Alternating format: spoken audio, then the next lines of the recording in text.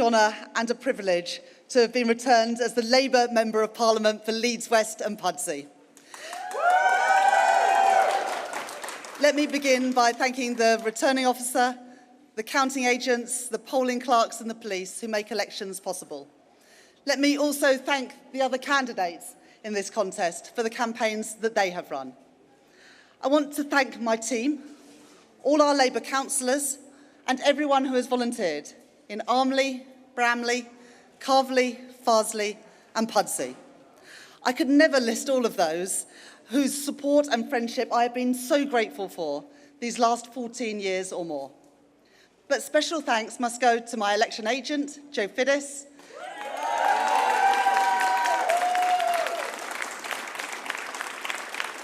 and also to my predecessor, John Battle, whose help and generosity have been invaluable for so many years. A word too for somebody who isn't with us today. Jane Hill, who ran my constituency office for the best part of the last decade, was a great friend to so many of us. She was Labour through and through, but she died a few weeks before the election took place. Many of us will miss her this evening, including me. But thanks above all goes to the people of Leeds West and Pudsey. I've been so proud to represent Armley and Bramley for the last 14 years, and I will do everything in my power to repay your support. And to the people of Carvley and Farsley and Pudsey, who have returned a Labour Member of Parliament for the first time in more than 14 years, you have put your trust in me, and I will not let you down. My job now is to speak for the whole constituency, those who voted for me and those who didn't. And I promise I will do just that. I will fight for you every day to deliver the change that people in Leeds West and Pudsey need and deserve. I do not want to preempt the results that are still to come. But if what we have seen so far holds out, then it is clear that the British people have voted for change. That in the coming hours, after 14 years, people will wake up to the prospect of a new government. The first Labour victory in nearly 2 decades. A page turned. A new chapter started. A chance to look ahead to a brighter future that seemed so remote for so long. You have put your trust in Labour. Thanks to Keir Starmer's leadership, a changed Labour Party in the service of ordinary working people. We have promised to end the chaos, to turn the page and to get to work on rebuilding our country, and we will do so. We have sought the opportunity to govern not for self-interest, but to serve in the national interest, to tackle the cost of living crisis and make work pay, to rebuild our health service and our schools, to drive growth in every part of our great country, and to restore the stability that Britain has sorely lacked for too long. But I know that the road ahead will not be easy. There are no quick fixes, and the hard choices lie ahead. We are under no illusions about the scale of the challenge that we face, or about the severity of the challenges that we will inherit from the Conservatives. It will come with a great weight of responsibility. I embrace it. It will demand hard work and harder choices. I am ready for them. And to those of you who have put your trust in us, we will not squander that trust. We have set out the first steps that we will take towards that better Britain and the missions to underpin a decade of national renewal. There is much to do. We have campaigned as we mean to go on, as a government of unity, not of division, a government of wealth creation and a government in the national interest, country first, party second. That is our promise to Britain. That is my promise to the people of Leeds West and Pudsey. We will not let you down. I will not let you down. And I can't wait to get started. Thank you very much. Rachel Reeves saying she can't wait to get started, talking about a decade of national renewal. She also said that the results tonight could mean a page turned, a new chapter started. And Rachel Reeves, if the night pans out the way that she clearly seems to think it will, she will become the first female Chancellor of the Exchequer. And that, frankly, would be quite a moment. Her speech, Chris, was almost exactly on script, the script we've heard again and again from the Labour leadership team during the course of this campaign. Talk to us about the relationship between her and Keir Starmer, because with any government, you know, whether it was Cameron and Osborne, Blair and Brown, the Chancellor-Prime Minister relationship is so crucial. Yeah. And of course, we've seen them in step during a campaign. But how do you think they'll work together in government? It's interesting that you mentioned the Cameron and Osborne parallel, because there have been those within the Labour Party who looked at that relationship between a Prime Minister and a Chancellor, a functional relationship, and hoped that they could model a relationship between Keir Starmer and Rachel Reeves along the same lines, rather than, as we've seen through history, spectacular examples of where Chancellors and Prime Ministers don't get on or don't communicate properly or whatever it might be. The two of them so far, let's see where the rigours of government might take them, have attempted to build themselves as this double act. And we've seen Rachel Reeves in the last few years charged with this mission of trying to convince the country that she and they can be trusted with the public's money. But as Clive, you were pointing to a few minutes ago, the challenge they're going to face is the challenges that we're all aware of in terms of the challenges the country faces, plus the limitations they've imposed on themselves because they felt that was necessary in order to reassure former Conservative voters to switch to Labour, in terms of what they can actually do and how they juggle that with any sense of expectation that might be attached to a whopping majority if that's where we end up by the morning. I'm just going to stop you there because there's declaration coming in Swindon. I, Sam Mowbray, being the acting returning officer at the above election, do hereby give notice that the number of votes recorded for each candidate at the said election is as follows.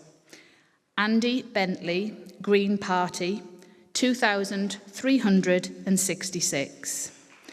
Flo Klukas, Liberal Democrat, 2,086. Debbie Hicks, Independent, 260.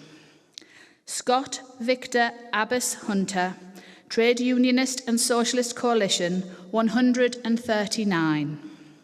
Will Stone, Labour Party, 17,930. Justin Paul Tomlinson, the Conservative Party candidate, 13,827. Les Willis, Reform UK, 7,557. There were 124 rejected ballot papers, and the turnout at this election was 60.48%. And I do hereby declare that Will Stone is duly elected. So another Labour MP taken from the Conservatives, another government minister, this time Justin Tomlinson, taken out in the general election of 2024. You can see again, though, there was a strong showing for Reform, back in third place, but again, having polled many votes. And the majority there, still the kind of majority you'd expect in a kind of bellwether seat like that, 4,103. Just a very quick nugget. The Conservatives acknowledging what the Liberal Democrats were briefing 15, 20 minutes ago about Chichester in Sussex. They expect to lose. So Gillian Keegan, the Education Secretary, expecting to lose. So the first Cabinet Minister to have gone. Yeah. Back to Swindon North. Let's just give you a look at the share in the votes there. Labour up 10 points. The Conservatives down -27. Reform up 17. So that part of the story there in Swindon North. The Greens are on 2, Liberal Democrats down 3. But look at that swing from the Conservatives to Labour. 19%, way above what the exit poll was suggesting a little bit earlier. So Labour taking that seat, Swindon North, from the Conservatives. Another gain for Labour.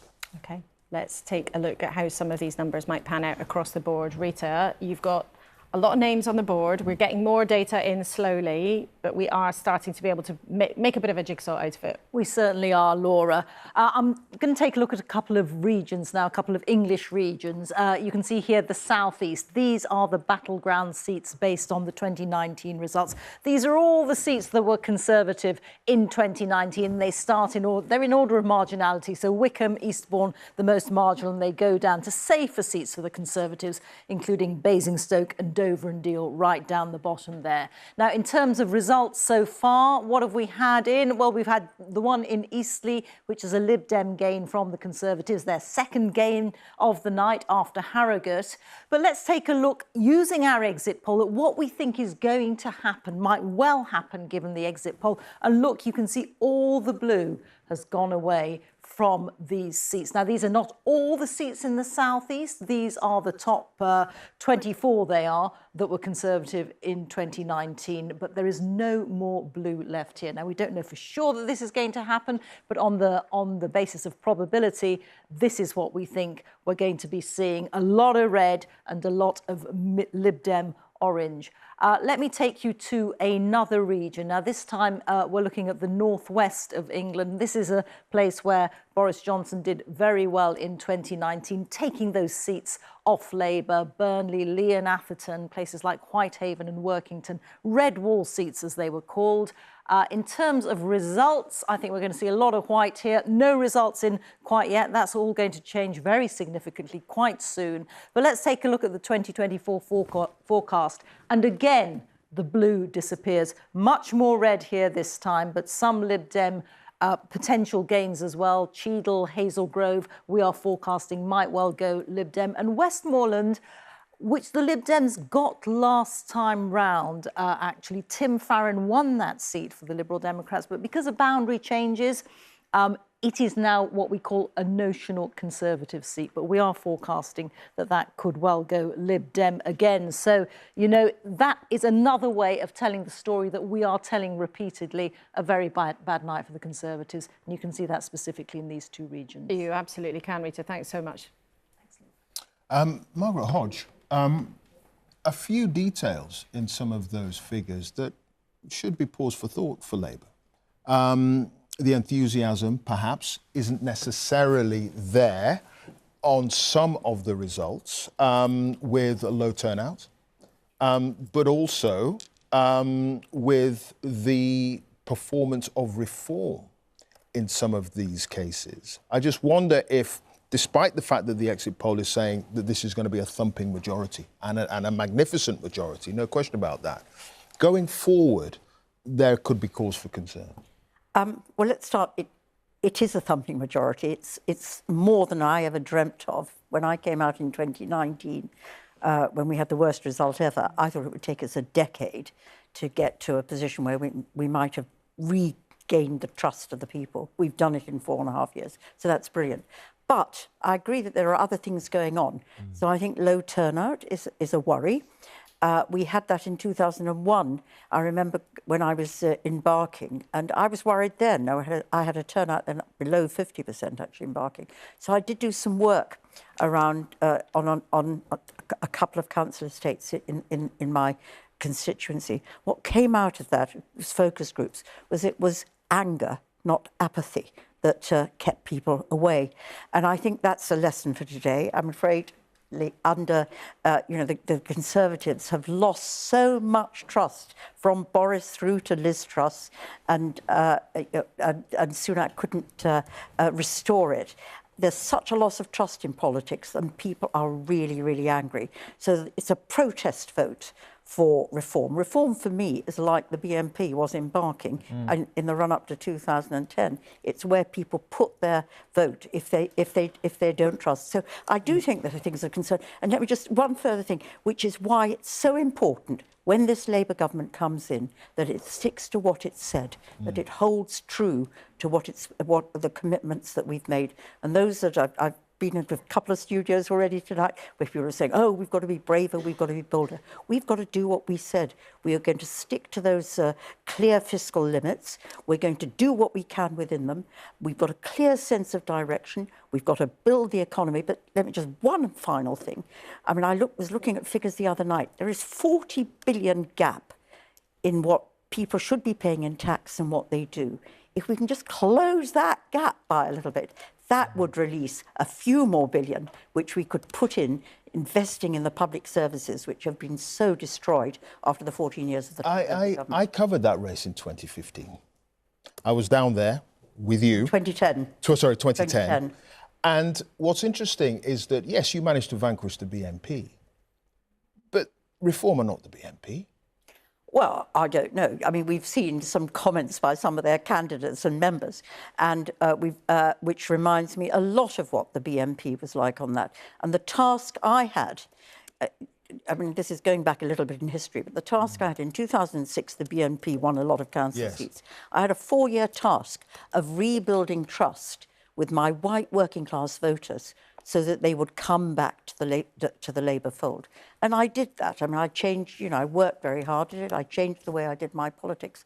And I think we've got to take the lessons from that. We've got to take some of the lessons from what's happened tonight and rebuild trust. But what is really, with the British people, what is really important is actually you come in and do what you say you're going to do. And to those who say, there's not vision for Labour, it's lacking, it's not bold enough. I mean, I just think about a family, right? So you've got a little baby. We are saying, OK, we're going to have 100,000 more childcare places. That's the start. That child then goes to primary school, what we're saying, breakfast clubs, goes to secondary schools, 6,500 more teachers, goes into apprenticeship and training, more there, wants to buy a home when they grow up, 1.5 million more homes. That is a story about starting to rebuild that infrastructure that has been so destroyed and appallingly managed, I'm afraid, over the last 14 years. And in terms of that appalling management, as Dame Margaret called it, Lee Kay, I mean, what responsibility do you take for this? You were part of Boris Johnson's team that almost as soon as you won the election started fighting amongst themselves. You then were there during COVID, when everybody knows now what happened behind closed doors in Downing Street when you were there, as detailed in gory detail in the Sue Gray report about Partygate. Do you take responsibility for the mistakes that you made while you were there? So, on Sue Gray's report, you'll know that during the Partygate things, I was one of the people who said at the time some of the things should be looked at and acted differently. But I think we all have to take responsibility as to what went wrong during that period. And I think there are two different sort of concurrent tracks. There is one which is just generally poor sort of governance and standards, which the people, the public are understandably upset by. I think the second element, again, I come back to this sort of delivery point. There was a plan and a structure post-2019 election. I'm just going to interrupt you there because we're getting the declaration from Ashfield, Lee Anderson, who was Conservative and defected to Reform. Will he hold his seat? Let's listen in. I give notice that the number of votes recorded for each candidate at this election is as follows. Lee Anderson, Reform UK, 17,062.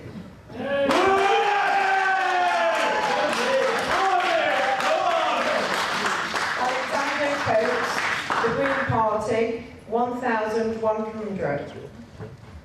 Daniel Holmes, Liberal Democrats, 619. Ria Keane, Labour Party, 11,553. Solomon, the Conservative Party candidate, 3,271. Well done, Debbie. Jason Zadrosny, the Ashfield Independents, putting people before politics, 6,276. The number of ballot papers rejected. So Lee Anderson becomes the first Reform MP of the night. He, of course, defected to Reform from the Conservatives. His majority there, 5,509, and again, a relatively low turnout. But the Conservatives and an ex-Brexit Party representative there, beaten into 4th place, and Labour into 2nd place. So that Reform's first MP and first victory tonight. We're going to hear Lee Anderson now. Thank you. First of all, just a massive thank you to all the staff that's been here tonight helping. They worked incredibly hard, and all the people that's worked throughout this election campaign. Special thanks to the Ashfield District Council. But the biggest thanks of the night goes to my wonderful team over there who have stood by my side and watched me being grumpy over the past 6 weeks. They've been fantastic, and I could not have done it without them. I stood in this town, my hometown, 4.5 years ago as a Conservative candidate and won. And I won comfortably, and the people of Ashfield backed me, and they now back me again as the Reform candidate for Ashfield. I said a few weeks back that there was going to be a reckoning on election night, and Ashfield, which is the capital of common sense, they are part of that reckoning. Now, this wonderful place which I call my home is going to have a massive say in how this country is shaped in the future. I want my country back, and Ashfield can play their part in that. Thank you. So, Lee Anderson, the first MP for the Reform UK tonight and ever. Lee Anderson there, as I say, started out as a local councillor there in Ashfield, went to the Conservatives, became an independent, now he's Reform. Chris? Well, it's the first on the board, isn't it, for Reform UK, and perhaps the first one that they would have looked to tonight, irrespective of the exit poll of a few hours ago, to see if their first MP, courtesy of a defection, could win on his own ticket, on a Reform UK ticket, and there he has, and done so with a reasonable margin of victory. Conservative vote there absolutely tiny, really, reduced to what was it, about 3,000. And yeah, that first bit of evidence that Reform are going to have a presence in the next Parliament. There's one or two other seats where we might have expected, on the basis of the exit poll, for them to perhaps do a little bit better than they did, but. They are going to be there. Lee Anderson is going to be there and making Reform's presence felt. It'd be interesting to see how many colleagues he has alongside him by the morning. And we're just seeing pictures of Clacton in the bottom right corner of your screen. The reason we're showing those scenes there in Clacton is not just that's because where Nigel Farage hopes himself to win an MP seat, which he's tried to do 7 times previously. He's trying to do it tonight as the leader of Reform UK, but we expect he might come out of that restaurant any moment now. So we are trying to see through the glass. I'm sure our team's on the ground. We've got some kind of tip-off that he is there. So if we manage to catch a glimpse of Nigel Farage, that would be in the next few minutes on those pictures. That's what election night's all about, aren't they? Poking cameras through restaurant windows at 2 in the morning. And the restaurant's open. Well, maybe it's next to the count and they've decided to cash in because election counts are busy and exciting places. Right. But we're just watching those pictures where we might see a glimpse of Nigel Farage. But in terms, though, Chris, of Reform, so Lee Anderson became a Reform MP because of a defection. He's now shown significantly that he can win a seat in and of his own right. We'll remind people that our exit poll projected 13 seats. Yeah. John Curtis has given us a bucket of salt on that. We must remind people that could change very significantly. And yet, there's no question from some of the actual results we've seen so far, they are making a big dent in things. Yes, and so they will be able to make, irrespective of their number of seats in the House of Commons by breakfast time, a moral case that they are making an imprint in British politics and therefore should be part of the conversation that follows. How noisy that conversation will depend on the number of seats that they manage to win. But given the number of second places we've seen them ratchet up in the northeast of England, the expectation that they will advance beyond the seat that we've just seen declared there for Lee Anderson, they're going to be part of this conversation, aren't they? A conversation particularly on the right about how the right in its breadth, Conservatives, Reform and others, shapes up as a series of opposition voices to a Labour government. And the precise complexion of that will be fascinating once we get some further results. Just one other nugget to bring you. Labour have gained Cannock Chase in the West Midlands. Was a massive majority for the Conservatives. Keir Starmer there just the other day, which is a sense of an indicator that their data might have been pretty good in terms of making sure that they put him where they felt he could make a difference in those last couple of days. 3,500 Labour majority now. OK, well, Rita's got those numbers, in fact. Rita, let's take a look at how it stacked up. Well, it's exactly as Chris was saying. It is the loss of a massive majority for the Conservatives. Look what has happened to their vote share here. down 40%. Now, we think that is the biggest drop in support for the Conservatives that we have ever been able to find. We might have to be stood corrected, but at the moment we think that that is the most spectacular collapse in the party support ever. The new MP for Cannock Chase is Labour's Josh Newbury, and he's defeated Amanda Milling, who used to be party chair for a while under Boris Johnson, and she had a majority of over 20,000. So that really is a very eye-catching result. Reform also doing very well here, an increase of 27% in their vote share. And this was a very Levy area. Cannock Chase sort of, just short of 70% voted Leave. I want to show you another seat, which is a Conservative hold. This is Rayleigh and Wickford. Mark Francois re-elected as Conservative MP here. But I'm showing you this partly because, again, the vote share for the Conservatives has dropped dramatically, down 36% for Mark Francois. So he's back in, in with the majority. We're going to pick you pictures of Sir Keir Starmer. This is in North London, I'm assuming. Yes, there he is. And he's smiling very broadly there. Neil Kinnock, you're here with us in the studio. What are your thoughts when you see that? I'm delighted for Keir and for Vicky, because this gain that he's made on the basis of the exit poll of 208 seats is quite extraordinary. And he's done it. He'd be the first to say, no, it's my colleagues and the discipline shown in the Labour Party and the desire to win, and all that were factors. But this guy decided 4.5 years ago that he was going to transform the Labour Party, and he did. And he did it for the first 2 years without being able to meet the public even, which is really the bread and butter for any opposition leader, I know very well.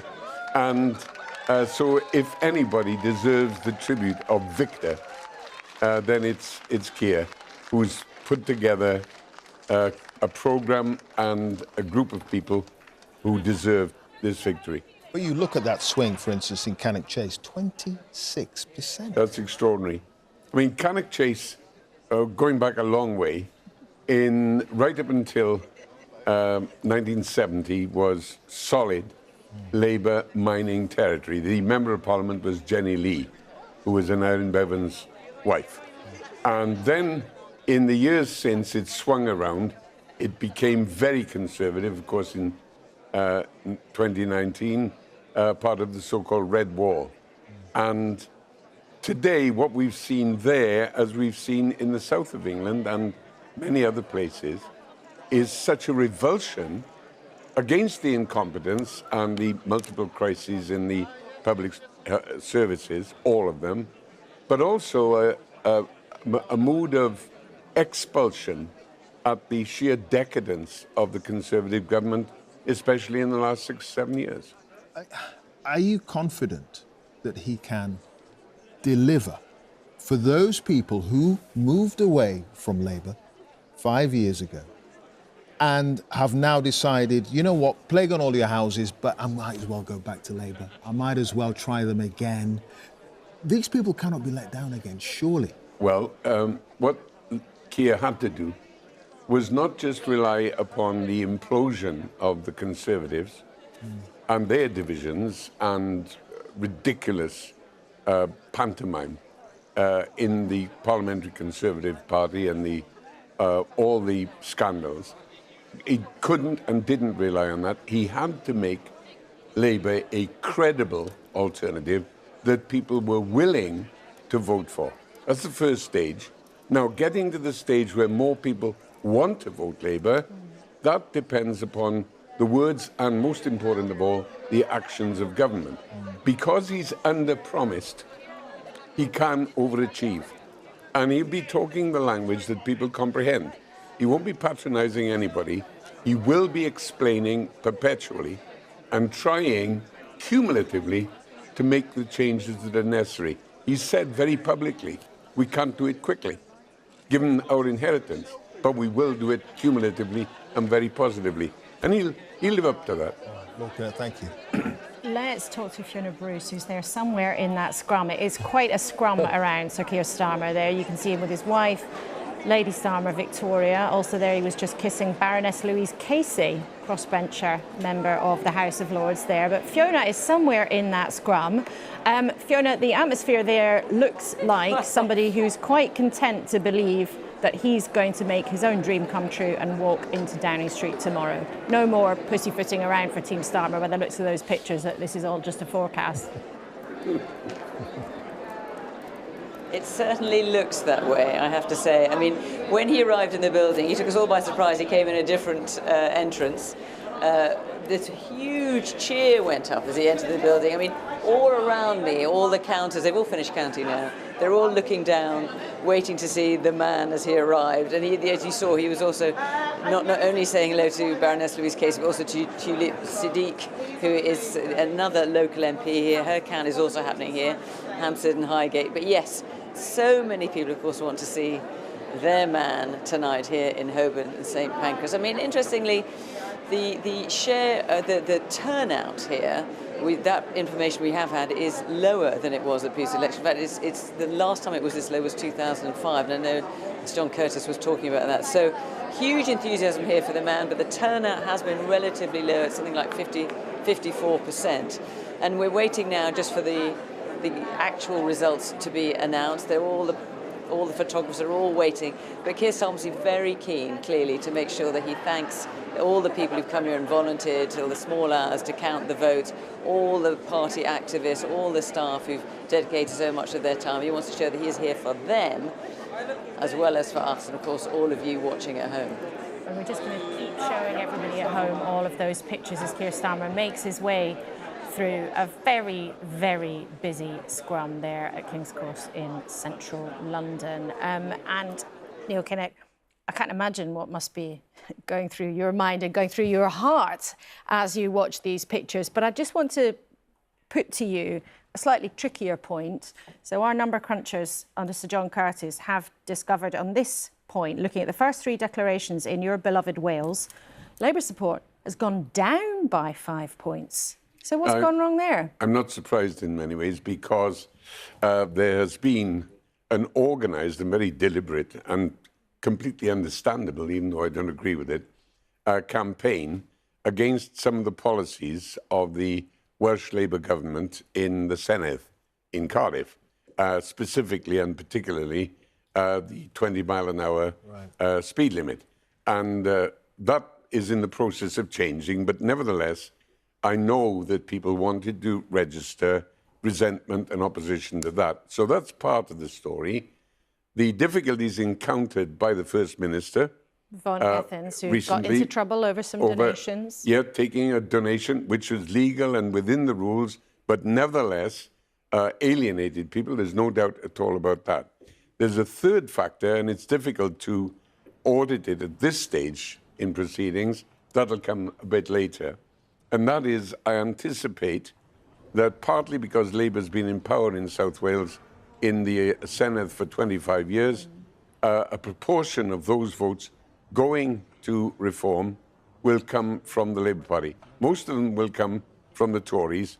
Some of it will come from the Labour Party, because reform in South Wales, as in the North East, as in parts of the former Yorkshire coalfield, as in parts of Lancashire, is offering very simple answers to desperately complicated questions, and that always has a magnetic effect on a certain proportion of the electorate.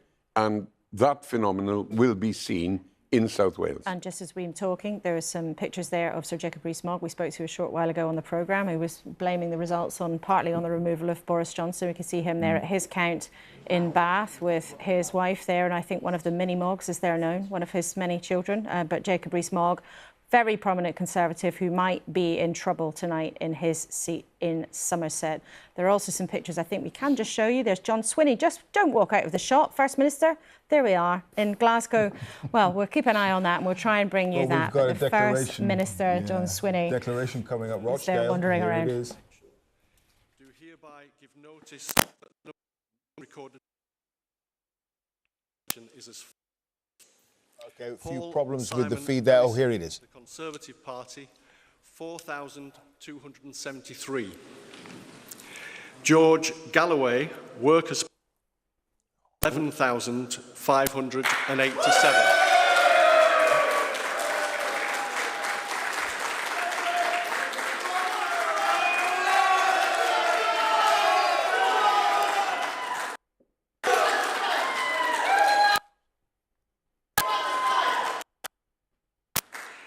Michael David Howard, Reform UK. Right, OK, we're having enormous problems there getting a line from Rochdale. And we'll go there as soon as we have that result. Remember why it's an important constituency. George Galloway won that seat for the Workers' Party of Great Britain in February. Labour's Paul Wall was hoping to take that back. In Rochdale, the kind of place where Labour really would hope to be winning tonight, as they are in all parts of the country, as we've seen so far. Lots of results still to come in. But that's why that result in Rochdale is one that we have been looking at very, very closely. We've had some problems with the sound. Yeah. Let's just give another try. Let's listen in.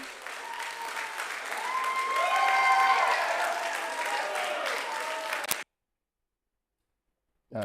Oh, right, Apologies, lost we're it still again. having troubles with the sound. We'll give you that result properly as soon as we can. We can see the face of the Labour candidate there, Paul Wall, on the stage.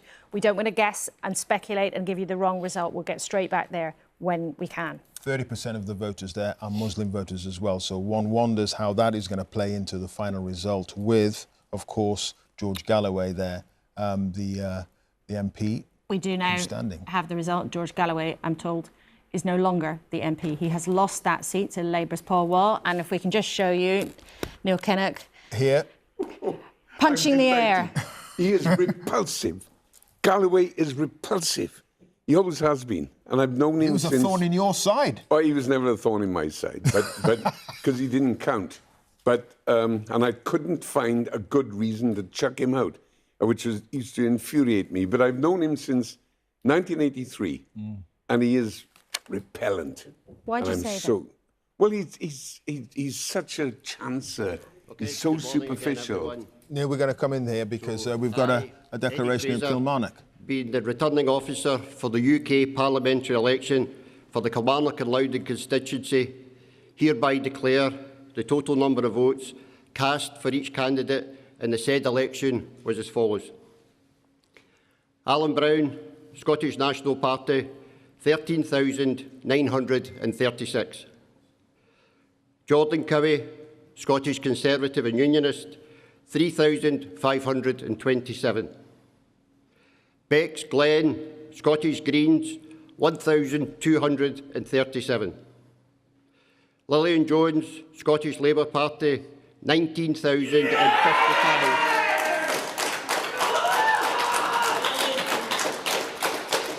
Stephen McNamara, Independent, 401. William Thompson, Reform UK, 3,472. Edward Thornley, Scottish Liberal Democrats, 850. And that the said Lillian Jones has been duly elected to serve as Member of Parliament for the Kilmarnock and Loudon constituency. So Labour taking that seat, Kilmarnock and Loudon, our first seat and declaration in Scotland there, with a majority of over 5,000 from the Scottish National Party. Is that, Chris Mason, something that obviously Labour will cheer? But yeah, it is, and it's one of many, many seats, particularly in Scotland's central belt, those towns and cities in and around Glasgow and Edinburgh that Labour have been eyeing for at least the last couple of years, seen as absolutely crucial to them, not just in assembling a majority, perhaps less crucial given their performance in England, but being able to make an argument that says that they can govern for the whole of the UK because they can point to representation in England, Scotland and Wales in sizable number if results like that are replicated. I think also the psychological impact, Neil Kinnock, of Labour taking its first seat in Scotland, going from third to first place in that constituency, so leapfrogging. I mean, they've done that. Imagine what the scene will be like in Labour HQ. Paint a picture for us when they see that seat. A drama or two will be taken. I should imagine. But the wonderful thing is, this has been a gradual process of rebuilding of the Labour Party in Scotland under a terrific young leader. He's young, but he's very experienced. And the quality of the candidates that we've got the absolute eradication of complacency and condescension, and the fact that there's a freshness that appeals to people in Scotland, and that's why we're making gains of this kind. I'm just going to show our viewers, explain, we're seeing Richard Holden, because he's not necessarily the most recognisable politician in the country. Right. He is the Conservative Party chairman, staring down at his phone. We know there is a recount in his seat, which should be solid, true blue, rock solid Conservative voter. He is in trouble there, and it is written all over his face. I don't know if that's a hug of consolation. Yes, one Maybe wonders that's what a that means. hug of consolation, and he might have lost his seat. That would be a huge humiliation for the Conservative Party chairman, somebody who attends cabinets. But there's another declaration coming in. Let's go straight there. Ed Davies' seat. I, Councillor Liz Green, being the returning officer for the Kingston and Surbiton constituency election held on the 4th of July 2024, do hereby give notice that the number of votes recorded for each candidate at the election is as follows. Ali Abdizai Abdullah, Workers' Party, 395. Jason Chinnery, the official Monster Raving Loony Party, 230. Thank you. Deberti Das, the Green Party, 3009. Edward Jonathan Davey, Liberal Democrats, 25,870.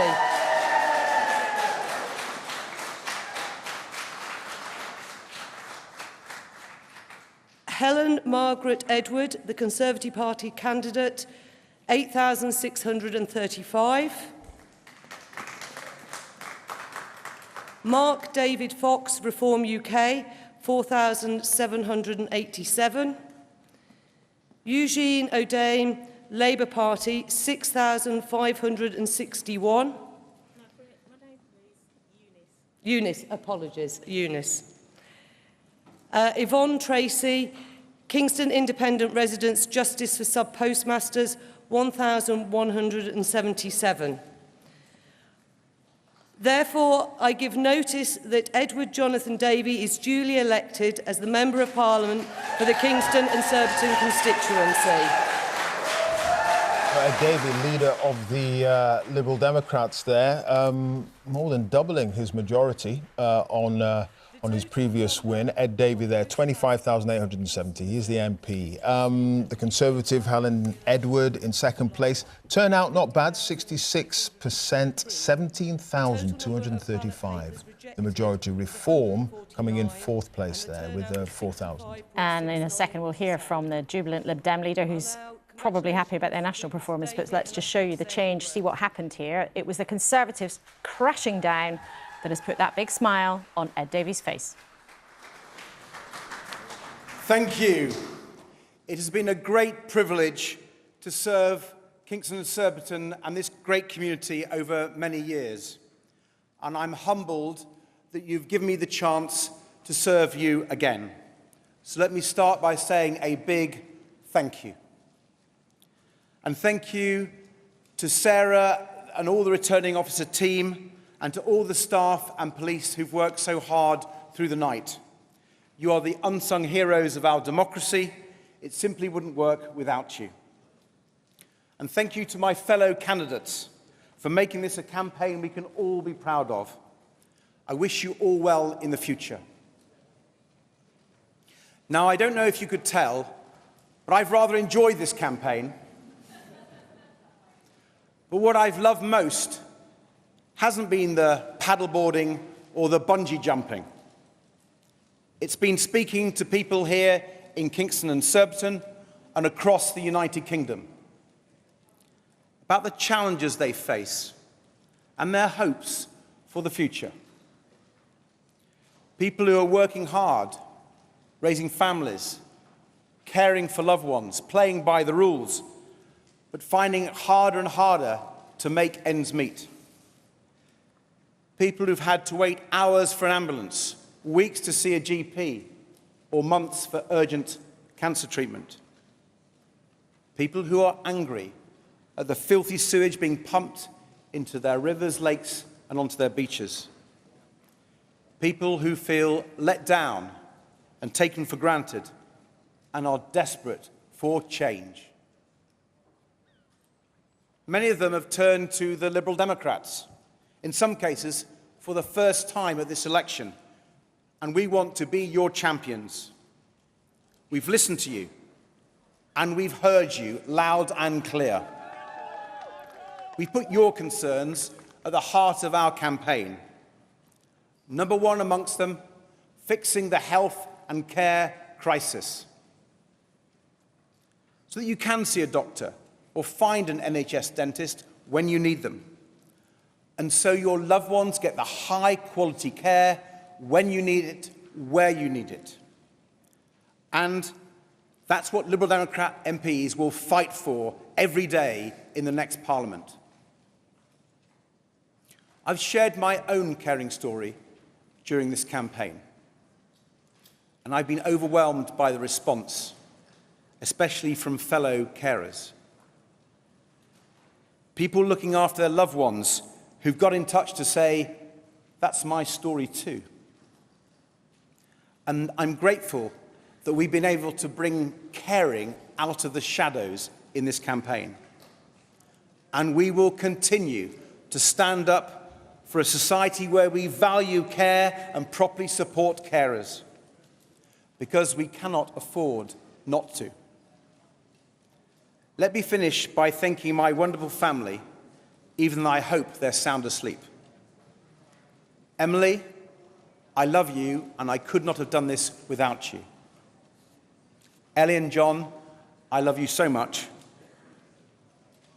And to our fantastic team, thank you so much. This would not have happened without you. My election agent, Simon Drage, organiser, Cosmo Lupton. Sir Ed Davey there, thanking all those who supported him. We want to be your champion, he said in that victory speech, holding his seat there, Kingston and Surbiton, with a vastly increased majority.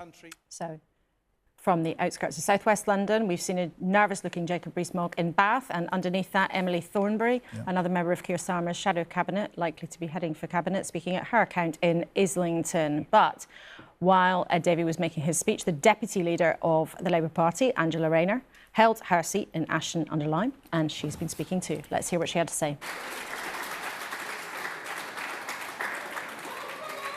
Can I give my sincere thanks to the returning officer and the team who worked so hard to give this result.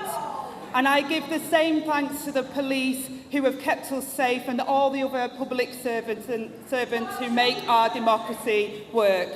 I would also like to thank the other candidates, because democracy only works when people put themselves forward for office. I want to also say a few words of thanks to my family, my friends, the whole Labour team, and all those that have supported me, especially my agent, Jed Cooney. You have been such a source of strength to me, not just over the last weeks, but throughout my political life. You've stood by me, you've had my back, and now I hope to do you proud in a Labour government.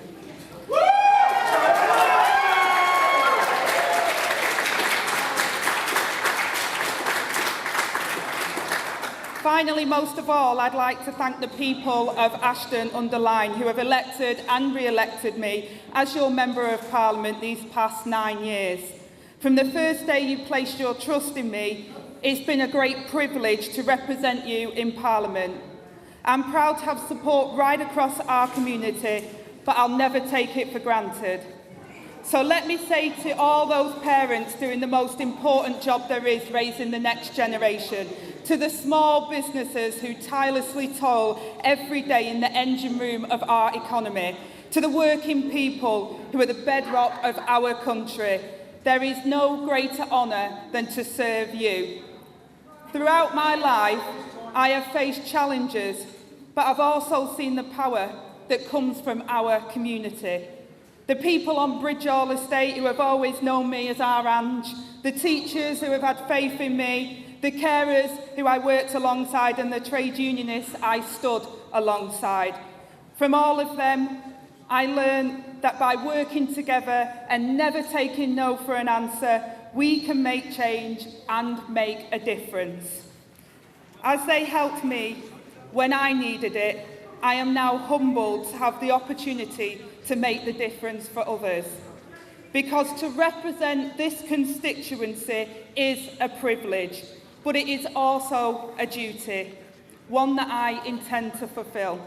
Ashton Underline, Greater Manchester. Let's go to Clacton. These are live pictures. To an end to division and to... Which is actually leader of the Conservative Party now, Mr. Roger. Conservative Party? What a terrible idea. Just stay down. Come out, folks, please. Come out, folks. Just stay down.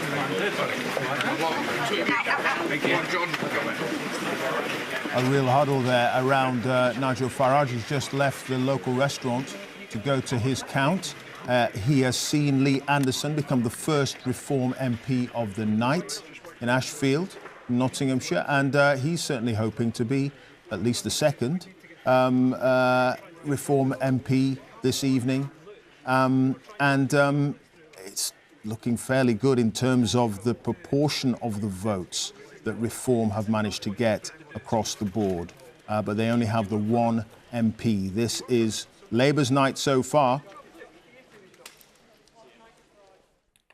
And there again, we can show you pictures of Keir Starmer there, laughing and joking. Now, that is not a face that many people would have seen until fairly recently of Keir Starmer in public. Labour has just taken Stevenage in Hertfordshire from the Conservatives. They've also just taken Bishop Auckland from the Conservatives up in the North East, one of those seats that turned blue last time round but has gone back. Labour has also just in the last couple of minutes, it's coming thick and fast now, taken Barrow and Furness from the Conservative Party up in Cumbria. They'll be delighted to take that back. So the pattern so far tonight is that Labour seems to be winning pretty much everywhere, but Reform taking chunks out of the Conservative vote, but also putting pressure in kind of every kind of seat that we've seen so far. Keir Starmer there. Oh, and... Yeah, look at Basildon. Cutting a lonely figure, the Tory party chair. He looks even more despondent than he did the last time. Yeah, so remember, yeah, indeed, yes. He looks as if he was sitting on the floor a little bit earlier, actually, but he wasn't. He was on a chair. They had a recount there, and it was very, very close indeed. And we're just wondering what the result is. His aide or colleague shrugging. We don't know if they're shrugging to say, we don't know what's going on, or if they're shrugging to say, you're sorry.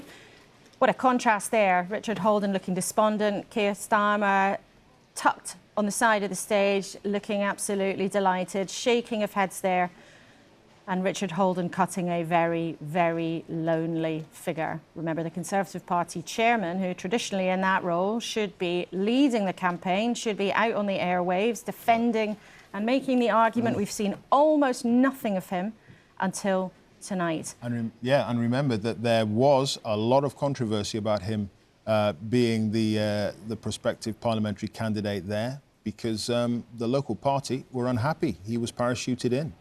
Pacing up and down. He's actually making a moral judgment because he abandoned a seat up in County Durham. Well, it was scrapped, wasn't it? It was scrapped as the boundaries were redrawn. But I know that the neighbouring Conservative who was retiring, asked if he wanted to appear in that seat. He was invited, I was told, 8 times by the constituency party. And don't forget, he was chairman of the Conservative Party to be their candidate.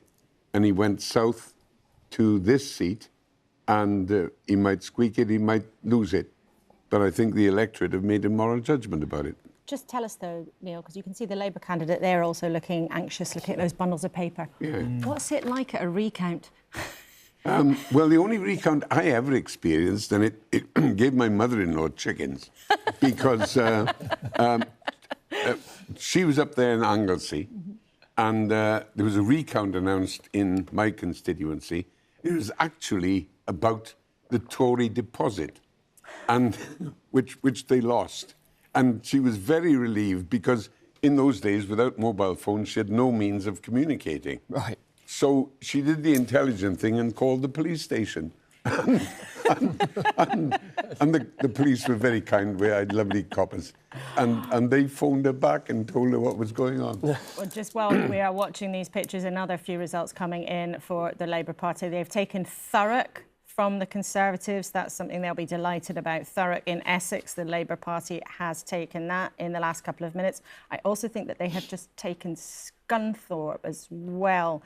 The new MP, Nick Dakin, who used to be in Parliament some time ago, they've taken that from the Tories with another whopper of a swing of 15%. So we are getting into the part of the night. We can see Richard Tice, senior member of Reform there, but we are starting to get into the night where things start to come in thick and fast. We're going to start getting a flood of results. Yeah, the sort of night of 1,000 stories really kicks into gear, doesn't it? At, nearly 3 o'clock in the morning. I'm hearing the Lib Dems have won in Bicester and Woodstock in Oxfordshire. A little detail there is that the Conservative candidate is Rupert Harrison, who used to be a senior advisor to George Osborne when Mr Osborne was Chancellor. Did you say the Lib Dems think they've won it? Yeah.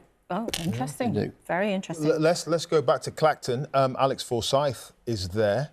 It looks as if, with Mr Farage having left the local restaurant and turned up at the count, we may be getting a result soon. Alex? Yeah, Clive, I think it's pretty imminent now. You might be able to see in the distance behind me Mr Farage with a group of supporters. He's just talking to his election agent as we speak. As you say, he's been at a local restaurant this evening. He says to thank the people of Clacton. I think we're about 10-15 minutes away from the declaration, but in all honesty, everybody here that I've spoken to so far thinks it is highly likely that on his 8th attempt, Nigel Farage will eventually become an MP in Westminster. The MP for Clacton will have to wait for the official result, but I've spoken to several people that seem to think now that that is the most likely outcome. And of course, that would be, so far this evening, the party's second MP to be elected, because of course we saw that result with Lee Anderson in Ashfield. So at the moment, I mean, the excitement, the temperatures just stepped up a few notches in this room. I have to tell you, the press have all flooded down to this pen at the end of the count hall, and you can see Mr Farage in the distance consulting with some of the Reform UK supporters and his election agent. The counting's sort of wrapping up now in the hall behind me, and I think, I'm told, we'll get the declaration within the next 10 minutes or so, so that could be a really significant moment for Nigel Farage. Tried several times to become an MP. This could be it. We're also looking at pictures on the screen there of Richard Tice, chairman of Reform UK. Stepped back from leading the party so that Nigel Farage could enter the race.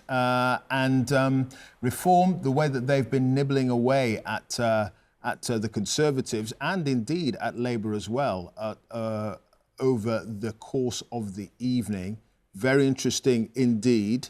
But we're now going to a declaration here. And this is Holborn and St Pancras. This is Sir Keir Starmer's seat. Smiling away there just as we wait for the results of his count. But I think everybody can see from his face what has happened, not just in his own constituency, where there was never any chance that he would have had a problem, but of course the pattern that he is seeing right across the country. Labour turning seat after seat red. I, Jenny Rowlands, being the acting returning officer at the election held in the Holborn and St Pancras constituency on the 4th of July 2024, do hereby give notice that the number of votes cast for each candidate in the election was as follows. Nick, the Incredible Flying Brick, the official monster raving loony party, 162. Charlie Clinton, Liberal Democrats, 2,236. Andrew Joseph Feinstein, 7,312. Wise Islam Independent, 636. Senthil Kumar Independent, 40. Mireen Malik, the Conservative Party candidate, 2,776. John Edmund Poynton, UK Independence Party, 75. David Roberts, Reform UK, 2,371. Tom Scripps, Socialist Equality Party, 61. Bobby Elmo Smith, 19. David Robert Stansell, Green Party, 4,030. Keir Starmer, Labour Party, 18,800.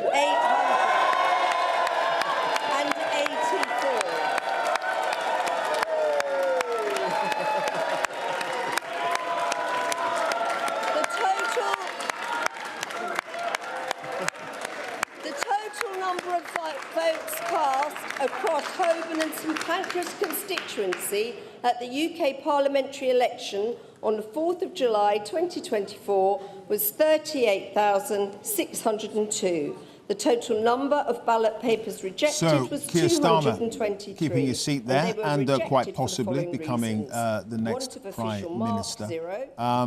18,884. The majority is 11,572, which looks as if it's down. Way down, actually, on the previous result. And the turnout, again, very low, 54%. So what's fascinating about this result, you can see Labour's vote, Keir Starmer's vote, dropped significantly by 17%, up 19% for an independent candidate. So Andrew Feinstein is a pro-Gaza activist who made a big play of that in the campaign. And he didn't come close to beating Keir Starmer, but he got a big result. Here he is. It is a huge privilege to be re-elected to serve this constituency, the incredible community of Holborn and St Pancras. My home, where my kids have grown up, where my wife was born. And I have to thank Vic and my family more than anyone for their love and support and for keeping me totally grounded. Thank you, Vic. And thank you so much to the police and the returning officer for making sure every voice is heard and every vote is counted. And thank you to Andy White, a fantastic agent, the campaign team, the local party, and all the volunteers who've worked so hard over the last 6 weeks and beyond. Every door knocked, every leaflet delivered, every conversation had, it makes a massive difference. And lastly, I'd like to pay tribute to my fellow candidates who put themselves forward for public service. Because in this room, right here, beats the heart of our democracy. Not in Westminster or Whitehall, but in town halls and community centres up and down the country, in polling stations and voting booths, and most of all, in the hands of the people who hold the power of the vote. It all starts here. And it starts with you. Change begins in this community, with the people who came together to make life better, like the fantastic councillors who work so hard for our area. Service starts in this neighbourhood. The groups, the faith communities, the local organisations who serve week in, week out. And hope starts with that one kid from Somerstown who dares to believe that the future belongs to her. And with Labour, it will. Because I promise this, whether you voted for me or not, I will serve every person in this constituency.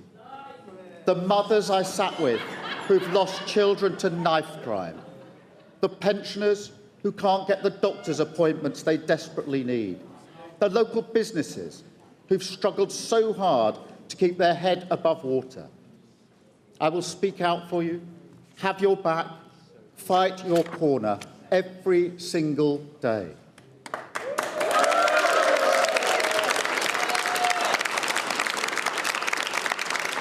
Because tonight, people here and around the country have spoken, and they're ready for change, to end the politics of performance and return to politics as public service. The change begins right here, because this is your democracy, your community, and your future. You have voted. It is now time for us to deliver. Thank you very much.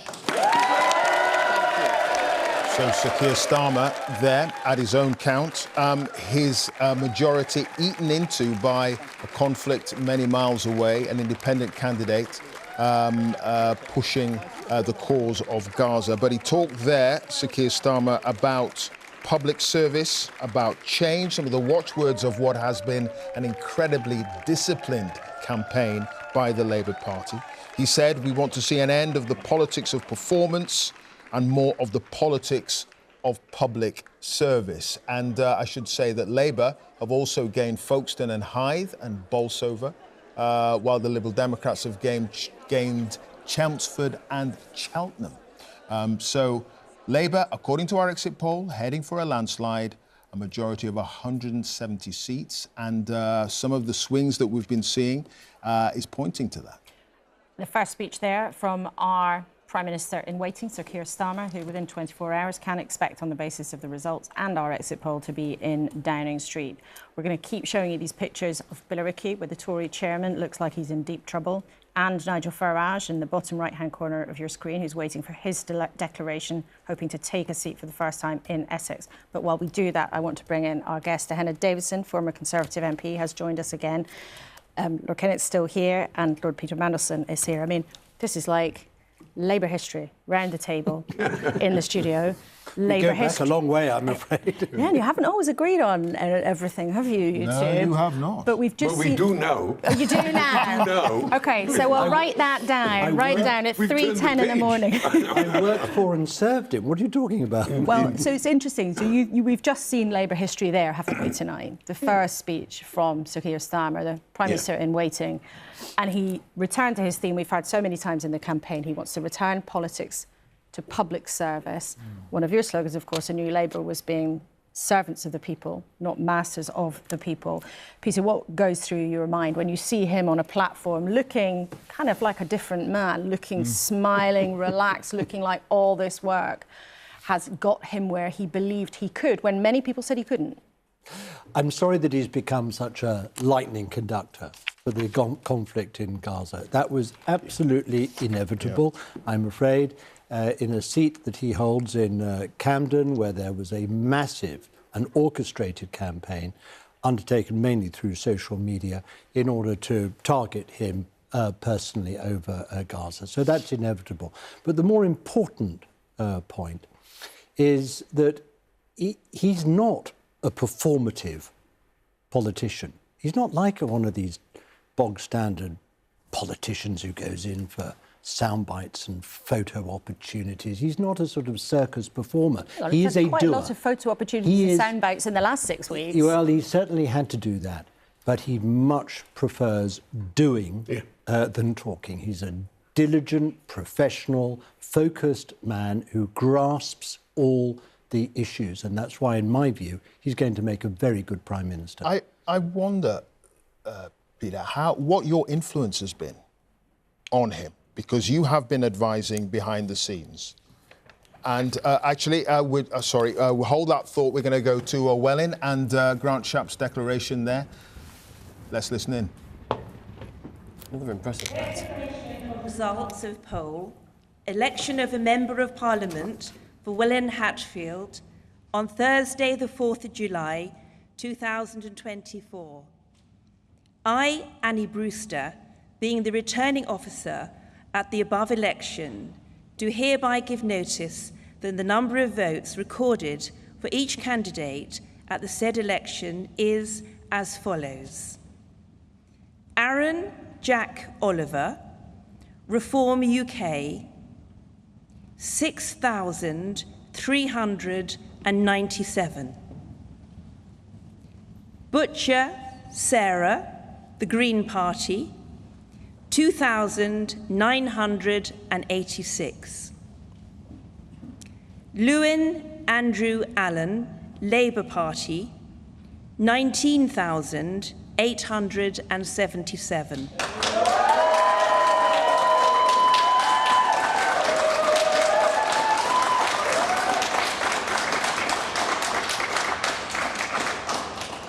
Munro John Peter, Liberal Democrats, 3,117. Shapps Grant, the Conservative Party candidate, 16,078. The number of ballot papers rejected was as follows. Want of an official mark, 0. Voting for more than one candidate, 46.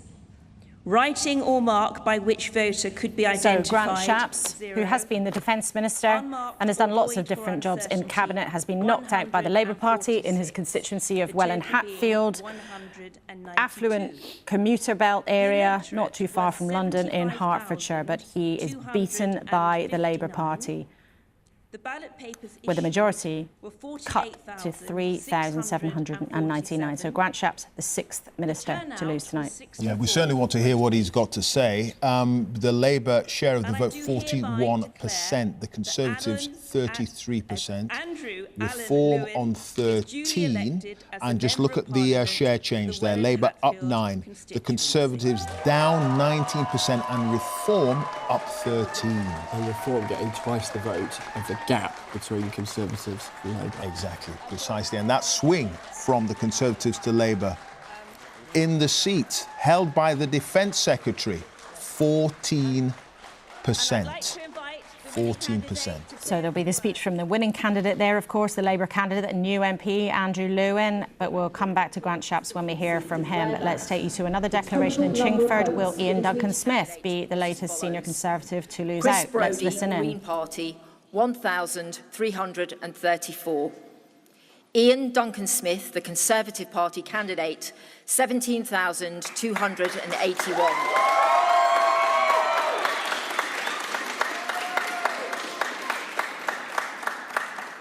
Josh Hadley, Liberal Democrats, 1,275.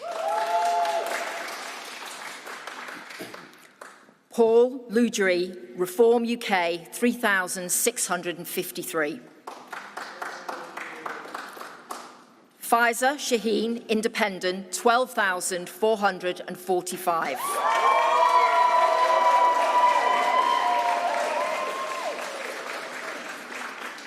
Sharma Tatler, Labour Party candidate, 12,524.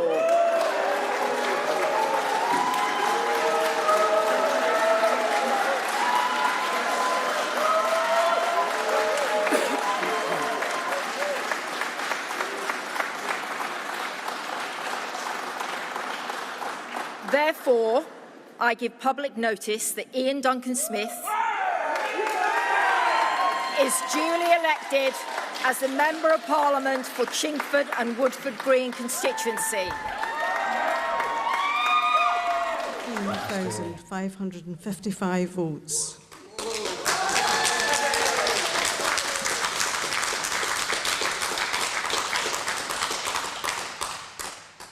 Robert Davis, Reform UK, 3,039 votes. Duncan Dunlop, Scottish Liberal Democrats, 2,649 votes. Scott Alexander Hamilton, Scottish Conservative and Unionist, 5,335 votes.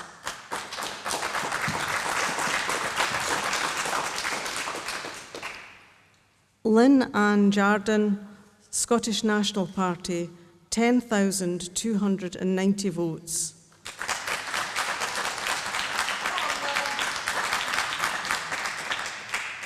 George Caravan, Alba Party, 557 votes. Shona McIntosh, Scottish Greens, 2,477 votes.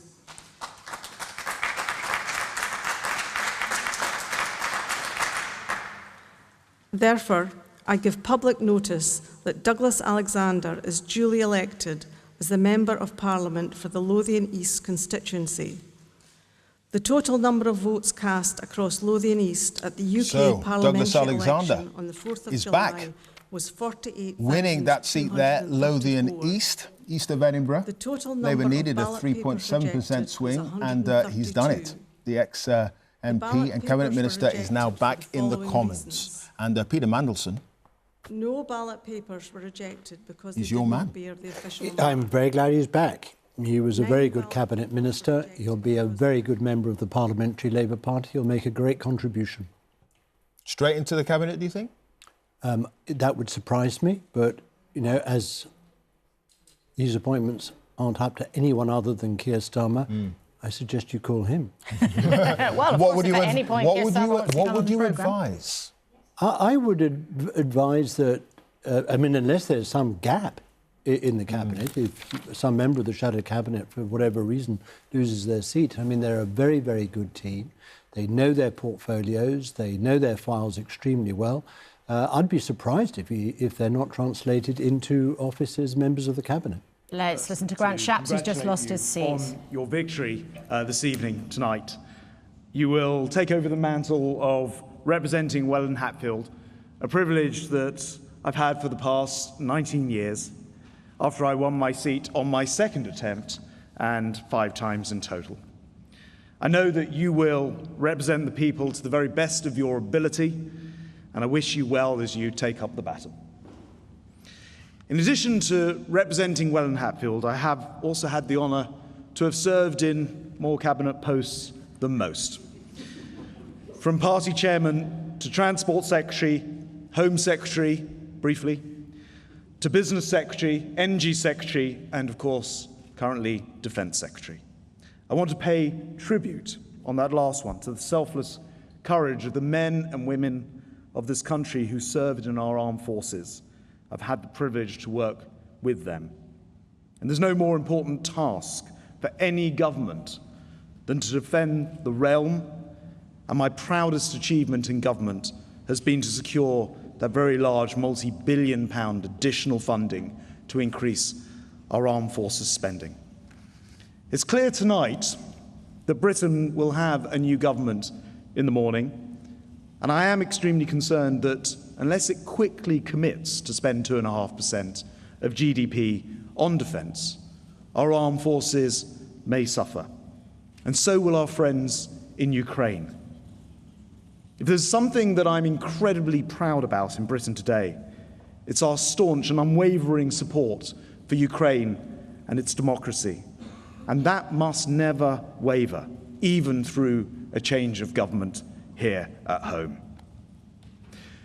What is crystal clear to me tonight is that it's not so much that Labour won this election, but rather that the Conservatives have lost it. On door after door, voters have been dismayed by our inability to iron out our differences in private and do that and then be united in public. Instead, we've tried the patience of traditional Conservative voters with a propensity to create an endless political soap opera out of internal rivalries and divisions, which have become increasingly indulgent and entrenched. Today, voters have simply said, if you can't agree with each other, then we can't agree to vote for you. We forgot a fundamental rule of politics, that people do not vote for divided parties. Now, for the sake of the United Kingdom, I very much wish this new government well, but for the sake of a strong democracy, the Conservative Party needs to play its part too, by recognising what has gone wrong and using its time in opposition to refresh and rebuild. The Conservative Party should have a natural advantage, that of being at our best a party that mirrors the aspirations and hopes of the hard-working British people. But there's a danger that we now go off on some tangent, condemning ourselves and the public to years of lacklustre opposition that fails to hold the government to account effectively. We must not let this happen. We should be clear about what went wrong, put it right, and create a plan to present to the public, and then we must ensure that we present it to them in a way which means we can return within 5 years, not 15 years or longer. And finally, I just want to say that politics is not a solo affair. So I want to thank all of the staff and advisors who've worked for me over the years in my constituency, in Parliament, and in my many different ministerial offices. To my agent, Nat Chapman, and all of those who've filled his role before him, to the thousands of voluntary party workers who've helped me over the years, and of course to my family, my wife, Belinda. A visibly shaken Grant Shapps there, sometimes seen as one of the very reliable, strong communicators in the Conservative Party, looking really quite shaken by what has happened to him tonight. He's lost his seat of Welland Hatfield, one of those kinds of seats that was Conservative for a long time under him and has now been captured by the Labour Party. They'll be delighted with that scalp there, but a strong message from him, the first losing Cabinet Minister to publicly say, we have lost it. There will be a new government in the morning. Grant Shapps, of course, not helped by Nigel Farage. You can see waiting for his result in Clacton there, but also pointing the finger at colleagues who failed to agree in public, whose indulgent, to use his words, squabbling, put people off. Now, while we wait for Nigel Farage's declaration, let's take a look with Jeremy at where those Conservative losses are stacking up. In what corners of the country? Jeremy. Well, Laura, we've actually put all these Conservative seats as they went into the election into a kind of wedge shape. So smallest majorities at this end near the door of Downing Street, and come on down with me and you'll see the wedge get bigger as the seats get safer. So down the far end, some of the safer Conservative seats, the high hexagon means there's a big majority. OK, so what we shall do now is combine a bit of exit poll and all these real results that are coming in, and let us now have a look at what this wedge of seats has become. So, if you start at this end, you've got the smaller Conservative majorities, very vulnerable seats here, like Lee and Atherton there, just at the end, old majority 293. That went Labour, pushover for Labour in these circumstances. Stroud just here, old majority 2,400, now a Labour majority of more than 11,000. We head on down here, we've got Vale of Glamorgan just here, and Bridgend, which have gone to Labour. So those were relatively vulnerable. As we head down, let's just have a look. Right at the end here, where you had safe seats, Cannock Chase, you can see here, old majority, 19,800, now a Labour majority of 3,500, a 25% swing. So right down the bottom here, where the seats were safest, they still aren't completely safe. And you're seeing here the damage to the Conservatives going all the way down this wedge of seats from the top to the bottom, and it hasn't stopped yet. For that, we're going to get a sense of what's going on, I think, in Basildon, where the Conservative Party chairman is in the race of his life. There's a recount there. He doesn't look as if he's sure what's going on. We're not sure what's going on, but that would be another big scalp if he loses there in Basildon. They've been on a recount for the last, 45 minutes? At least that there. And so, yeah, very, very unsure of the situation there. This is the count in Clacton, where, of course, Nigel Farage is looking to try on his 8th attempt to become an MP. We were expecting the declaration there from our correspondent Alex Forsyth probably about 15, 20 minutes ago, so one wonders what's going on there as well. But a little bit of a pause in the flow of results that we've been getting, although I can tell you that Labour have held Cambridge, they've held Liverpool Riverside, this is Bath, so this is North Somerset, this is Jacob Rees-Mogg's seat, the suggestion that he was in a tight race there as well. So lots of people standing around at counts at the moment. That's what happens at counts. They stand around and they're frantically busy. The people who are doing the counting do all the work. The politicians and their staff stand around looking nervous. Yeah. And then suddenly it all happens. Let's show you what's going on in Glasgow. You can see there Anna Sarwar, the Scottish Labour leader, who was being praised to the heavens by Neil Kinnock not so long ago. Straightening his tie, ready for an important night where probably there will be lots of pictures taken of him, but he has been, with the help of Keir Starmer, trying to turn around the fortunes of Scottish Labour after a terrible time where not so long ago they were smashed to bits by the dominant SNP. Our exit poll suggests tonight, as he walks into the counting centre in Glasgow, that that could be reversed. However, we've only had one result from Scotland so far, which was a stunning result for the Labour Party. They took Kilmarnock and Loudon, which was not on their target list. However, we just don't know at this stage whether that pattern will be replicated. And remember, on the exit poll, which put the SNP down at 10, it's trickier to do that in Scotland because they've got fewer data points, I think Sir John would call them. He would call them data points. Liberal Democrats, they've taken Newton Abbott from the Conservatives. Martin Wrigley has been elected there. And we're going to Islington North for their held on Thursday, declaration. the 4th of July 2024, to hereby give notice that the number of votes recorded for each candidate at the said election is as follows. Vikas Agarwal, Liberal Democrats, 1,661. That's 1661. Jeremy Bernard Corbyn, commonly known as Jeremy Corbyn, Independent, 24,000.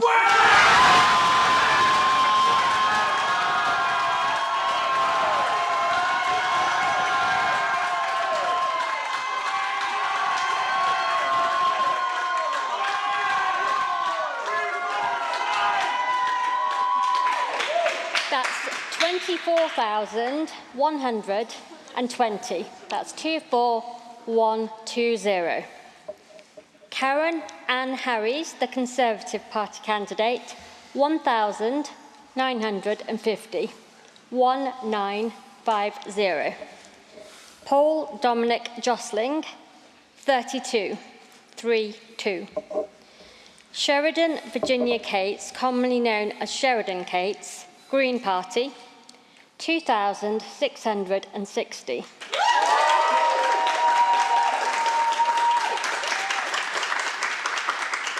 That's 2660. Praful Nagan, Labour Party, 16,873.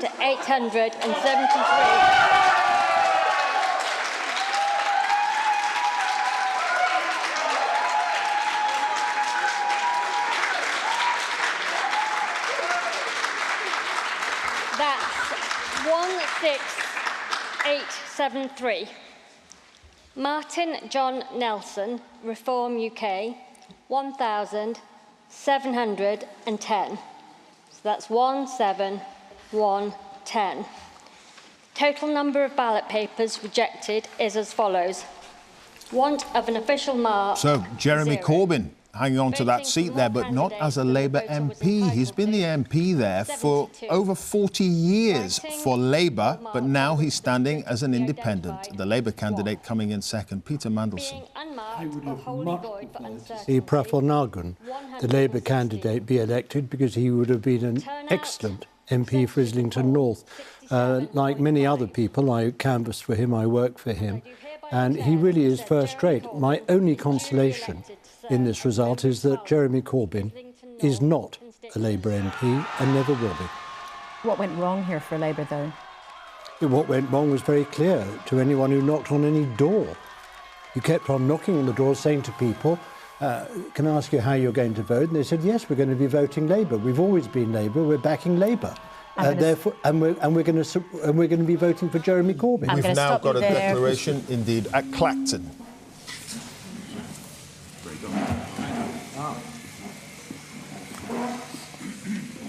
Okay.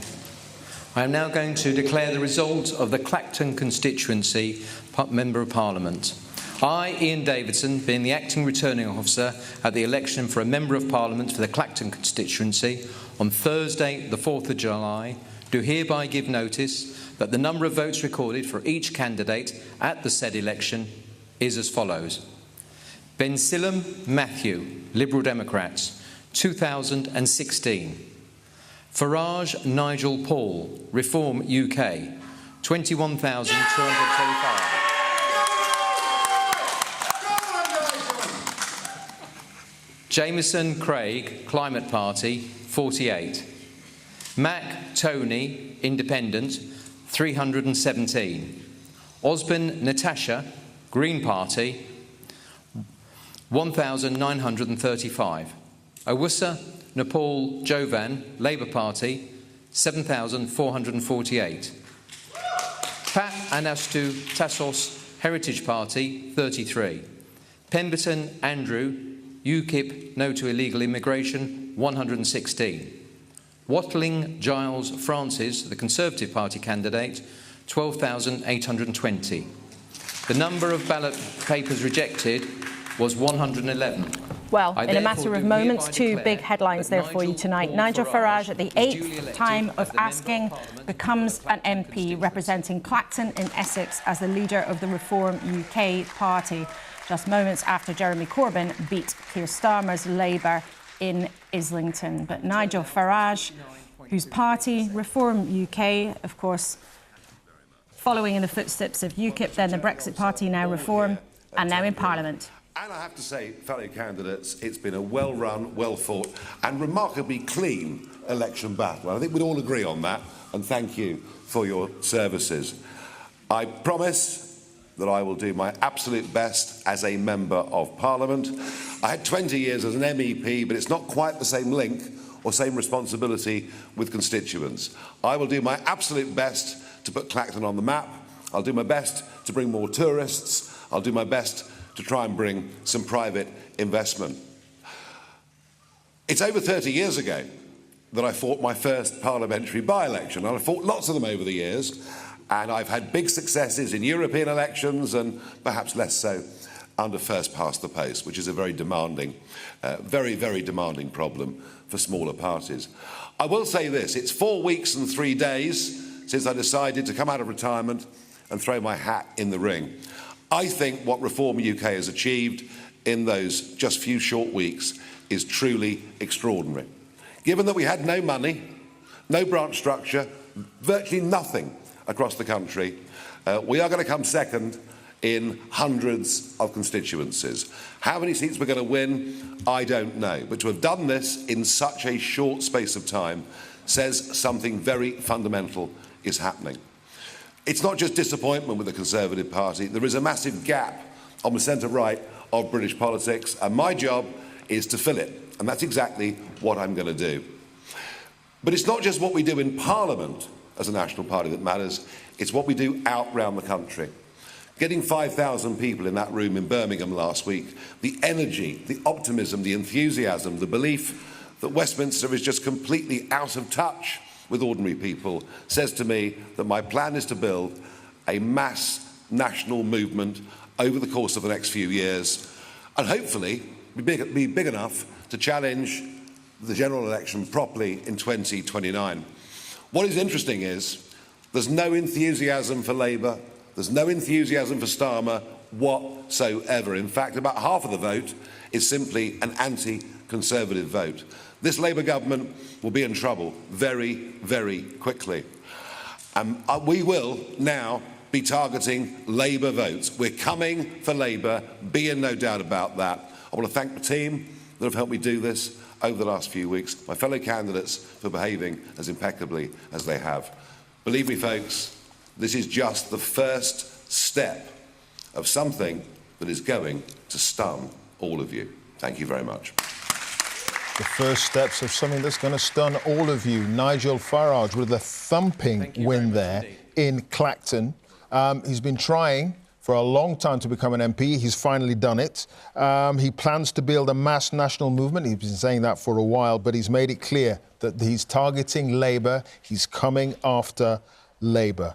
And it is an achievement for him. But at the same time, the story of the night is Labour and the suggestion that they will have a 170-seat majority. But Nigel Farage making it clear that he's got Labour in his sights. And just on your screen there, you can see bottom right-hand corner, there is Kemi Badenoch, who's been the business secretary in Saffron Walden. It looks like she is accepting her result there. And at the top is Hazelmere. That's the back of Jeremy Hunt's head. He's battling to hang on. But Kemi Badenoch, who we understand has aspirations to lead the Conservative Party after this election, is accepting her victory in her speech there. But Nigel Farage jubilant. Jeremy Corbyn also jubilant. Interesting, two of these well-known politicians, both household names who've been around for decades, both will be in the House of Commons. One of them a thorn in the side of Keir Starmer, one of them a thorn in the side, most definitely, of the Conservative opposition.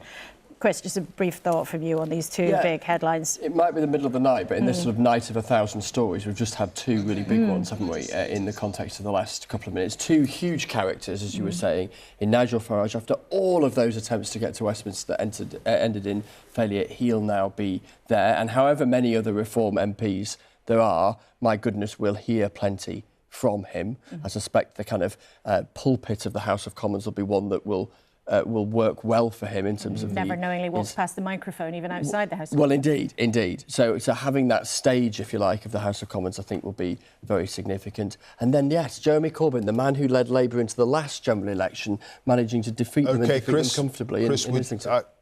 we're just going to cut in there because we've got Jeremy Corbyn's speech, him, of course, an independent, and Victor in North London. Was a positive one. Our campaign did not get into the gutter of politics, as is too often happening in this country. Ours is a positive campaign trying to bring hope to people who are in housing stress, who are homeless, who are going through mental health difficulties, who are worried about their future.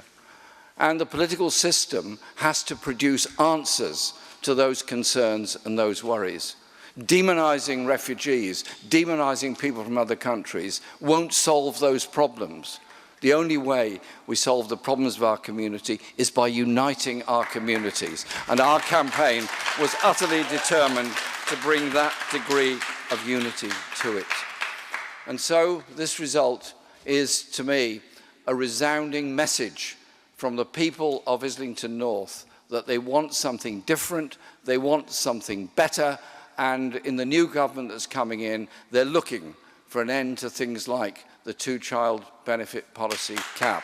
They're looking for regulation of the private rented sector. And if I may say so, they're also looking for a government that on the world stage will search for peace, not war, and not allow the terrible conditions to go on that are happening in Gaza at the present time.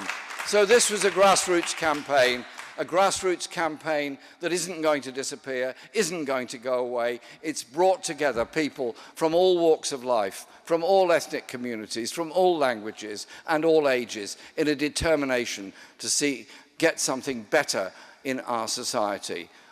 My job in Parliament will be, as it's always been, to deal with the individual problems that many of our people face, but to speak up where necessary in criticism in order to bring about the social changes that this country needs and my constituency needs. And I'm humbled and proud and very grateful to the people of Islington North, who I've represented for so long and have taught me so much.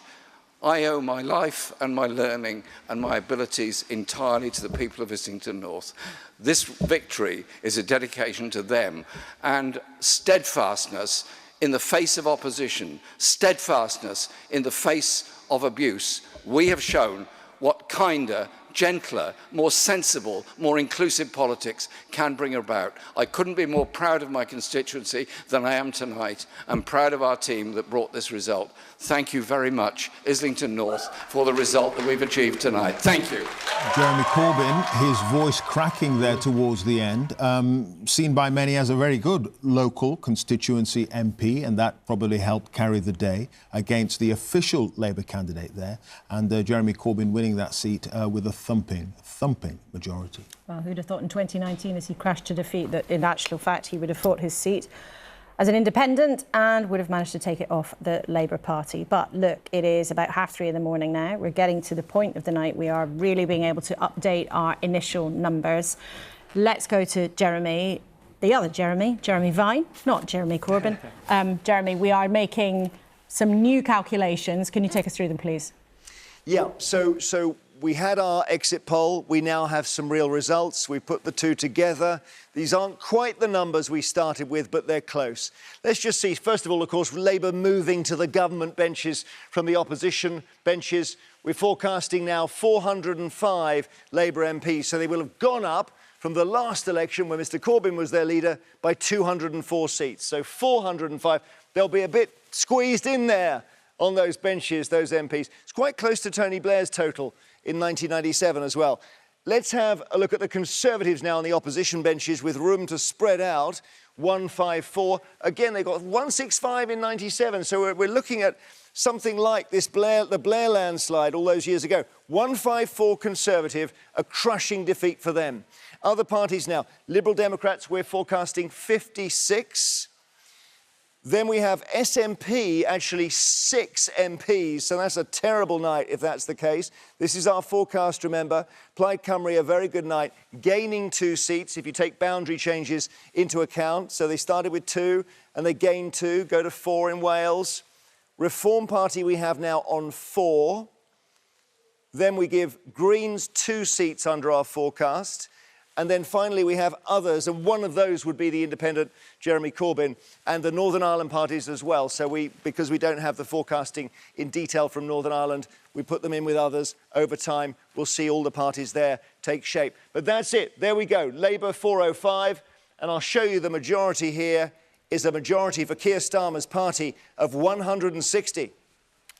Thank you, Jeremy. So an important update to our forecast there. It's still showing an extremely healthy, big majority from Labour of 160, but it has been revised down slightly. And Jeremy's just taken us through some of the numbers there. Just in all of the hubbub of the last 10 minutes or so, another big story. Labour's Jonathan Ashworth, who was a very prominent member of Keir Starmer's shadow cabinet team, has lost his seat to an independent in Leicester South. He's lost that with a majority only of 979 to the independent candidate, but we'll talk more about that in a few minutes, as we will touch on Ian Duncan-Smith holding on because a Labour independent who was shoved out as a candidate managed to split the vote between them and the official Labour candidate, and Ian Duncan-Smith is a senior Conservative who's bucked the trend and held on tonight. But shall we get John to take us through the numbers? Yeah, John Curtis, we're updating the figures now as we get more real results in. What is it you can tell us now? Well, basically, most of what we told you at the beginning of the night at 10 o'clock has indeed proven to be the case. So we are finding not only that the Conservative vote is going down so heavily across the country as a whole, but where's it going down most? In seats that they are trying to defend. We've seen some pretty spectacular swings in some of those seats. Where are Labour advancing most? Yep, it's where they started second to the Conservatives. Where are the Democrats advancing most? Yes, it's where they were starting second to the Conservatives. Now, the truth is, our forecast for the Conservatives is not quite so bad as it was at the beginning of the night.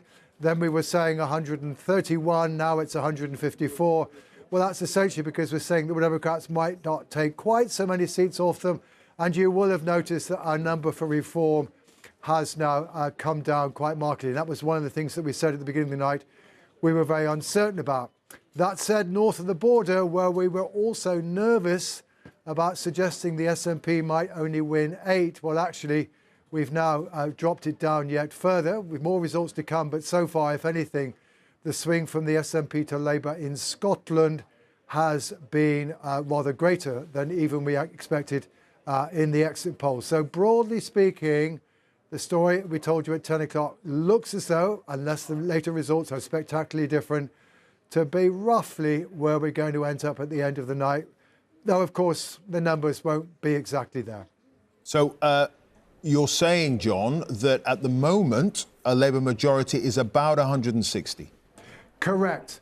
But just bear in mind, as we've been saying throughout the night, the party that's advancing in terms of votes, the party that's going up most in Conservative-held seats and thereby ensuring that the Conservative vote falls most heavily in the seats they're trying to defend, are Reform and not Labour. Labour's advance in this election is relatively modest. I think we have to say that on the evidence of these results so far, this is an election that the Conservatives lost much more than Labour won. Interesting. OK, we'll see what happens throughout the night. Thank you, John. Well, it was interesting. We were already hearing that narrative from Grant Shapps saying this is something the Conservatives lost rather than Labour winning, which is what John Curtis says the numbers do suggest. However, I think Labour will probably try to robustly try to reject that if they're saying they've got a majority of 160, which absolutely is a majority that any party trying to run the country... Especially coming from where they were at the start of the night. Absolutely. But there have been, however, some disappointments along the way for Labour. As we told you just before we started speaking to John, quite a surprise result. Jonathan Ashworth, Shadow Paymaster General, I think was his official title, but he used to say, well, you can call me either attack dog or pussycat, he once said in this studio, but I think he's somebody who's because he was very often much put out there, wasn't he, as the spokesman? Very much at the forefront of this campaign, somebody who's been heavily involved in the back room of the campaign and also involved very much in preparing for government. But he, Rita, now is not going to be part of that because he's lost his seat in Leicester tonight. Just talk us through what happened. It's a surprise, isn't it? It's a big surprise. He's just been pipped to the post by this independent Shaukat Adam by 979 votes. And this is what has happened to the vote share. I mean, it's just, you know, a straight swap, isn't it? Independent up 35%, Labour down 35%. I mean, you wonder what is going on in Leicester South. It has a population that is a third Muslim. Is this evidence of the party's stance on Gaza acting against them? An enormous swing from Labour to an independent. So that is Leicester South. Jonathan Ashworth now out of Parliament, out of the Commons. I want to bring you also Leicester East. Now, this is not something we're seeing very often tonight, is it? In fact, as far as I know, I think this is the Conservatives' only gain of the night, their gain from Labour in Leicester East. Now, this is a seat that has been Labour since 1983, so for over 40 years. Shivani Raja for the Conservatives is the new Leicester East MP. Again, another very interesting seat. It's 2/3 Asian, about 1/3 are Hindu. Has that meant that has beefed up the Conservative vote here? Perhaps. There's also a sizable Muslim population. Has that depressed the Labour vote? Possibly. And there are a couple of names here.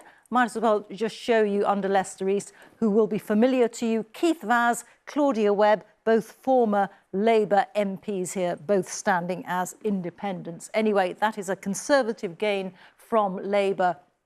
I mentioned the Muslim vote, if we can characterise it like that. I just want to show you this, which is a chart showing what is happening to the Labour vote in areas which have a high Muslim population. By high, we mean over 20% Muslim.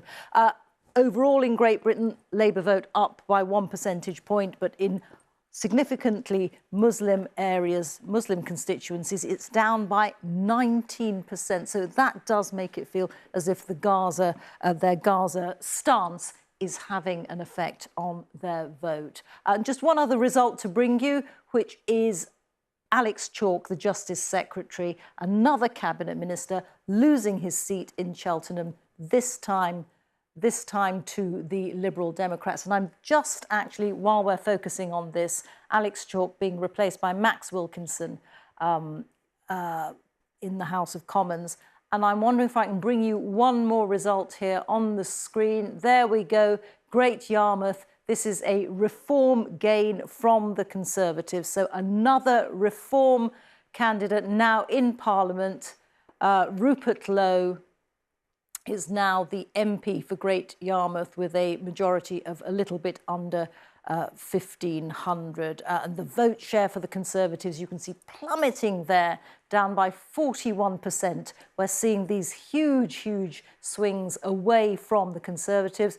And one more seat, Lichfield in the Midlands. This is a Labour gain from the Conservatives. And Michael Fabricant is now no longer a Conservative MP. He has been beaten in Lichfield. Just pipped to the post again. Dave Robertson, the new MP for Lichfield, with a majority of 810 and a big drop in the Conservative share of the vote again. So lots of results for you there, Laura, Clive. All right, thanks, Rita. 10 ministerial losses so far. Rita just mentioned Alex Chalk, 2 of them in the Cabinet. This is proving to be a bloody night for the Conservatives. The Chief Whip, Simon Hart, in fact, has just lost his seat to Plaid Cymru in Wales, Caerphilly.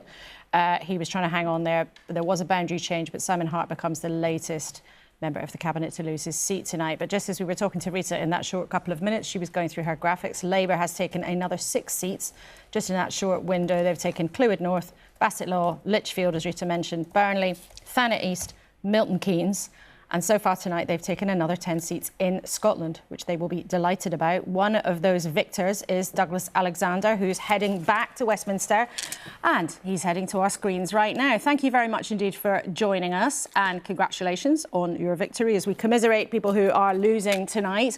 Do you think the suggestions that the SNP might get to 10 seats or below in Westminster could pan out? I genuinely don't know. Naturally, my focus has been here in Lothian East, but it's undoubtedly a rejection, not just of 14 years of Conservative government, but also 17 years of failing SNP government here. The SNP have been in power longer than the iPhone's been invented, and on doorstep after doorstep, I was meeting voters who were as determined to reject the SNP as they were to reject the Conservatives. And we'll be talking to the former Conservative leader Ian Duncan-Smith in a second, who's managed to hang on. But in terms of your own campaign, what was being raised to you? Because were people really talking about the SNP and their arguments about the Constitution? Or were they more saying this is time for the pendulum to swing across the UK? No, truthfully, there wasn't much focus on independence in this campaign. People were tired of that constitutional obsession. I was hearing a lot more about the fact that 1 in 6 of us in Scotland are on NHS waiting lists. And finally, the SNP's failure in policy was actually catching up with them. My sense is here in Scotland, just like right across the rest of the country, people were actually keen not just for change, but for the kind of programme that Keir Starmer and the team were setting out. But yet, for you as a former Cabinet Minister, also a former Department First Secretary... Oh, we're going to stop there, Douglas. We're going to listen to Suella Braverman, who is victorious in her seat in Hampshire, but she's now going to be speaking at the podium there. She's somebody who has aspirations to lead the Conservative Party, who's been a very strong critic of Rishi Sunak. Let's listen. Thank yous. Firstly, thank you to Fareham Borough Council, Chief Executive, Returning Officer team, the hundreds of local people who have manned polling stations all day, who have counted votes tonight, and of course to the police. I want to also thank each and every one of my parliamentary opponents for your dedication and for making this a really enjoyable campaign. With these very new and significant boundary changes, this has been challenging for all of us. But you've all enabled our democracy to function safely and effectively. Secondly, I want to thank my wonderful team of Fareham and Waterlooville Conservatives. Agent Tom Davis, Councillor Tina Ellis, Donna Jones, Tom Fife, Will, Freya, Neil, Gwen, Patricia. There are too many to name right now this evening. But I am profoundly blessed to be part of your team. You have thrown everything at this campaign, in rain, in sun, in wind. We didn't get any snow, but there was a variable British climate that we had to deal with. The leaflets, the canvassing, the support. You even got me to join TikTok, which was quite an achievement. So thank you for going the extra mile, and for always remaining cheerful and professional. I hope you enjoyed the campaign. Thirdly, I must thank my family, my husband, my children, for your steadfast love, support and friendship. My mum, my dad, my wider family, for your constant advice and encouragement. I couldn't do this job without you all. And next, thank you to the good people of Fareham and Waterlooville. You've placed your trust in me as your voice in Parliament for the 4th time now. The people of Fareham and Waterlooville are the best of Britain, patriotic, common sense, kindly, dedicated, enterprising. And I'm humbled to continue as your servant in Parliament. I will endeavour to work for you, to speak for you, and to deliver for you, time and time again. Now, finally, I want to briefly address the result in the rest of the country. And there is only one thing that I can say. Sorry. I'm sorry. I'm sorry that my party didn't listen to you. The Conservative Party has let you down. You, the great British people, voted for us over 14 years, and we did not keep our promises. We've acted as if we're entitled to your vote, regardless of what we did, regardless of what we didn't do, despite promising time after time that we would do those things. And we need to learn our lesson, because if we don't, bad as tonight has been for my party, we'll have many worse nights to come. The country deserves better, and we've got to do better. And I will do everything in my power to rebuild trust. We need to listen to you. You have spoken to us very clearly. Thank you. So, Suella Braverman, former Home Secretary there, making it clear that she believes the Conservatives have let people down. Let's hear the Basildon result. Stewart, the Green Party, 3,123.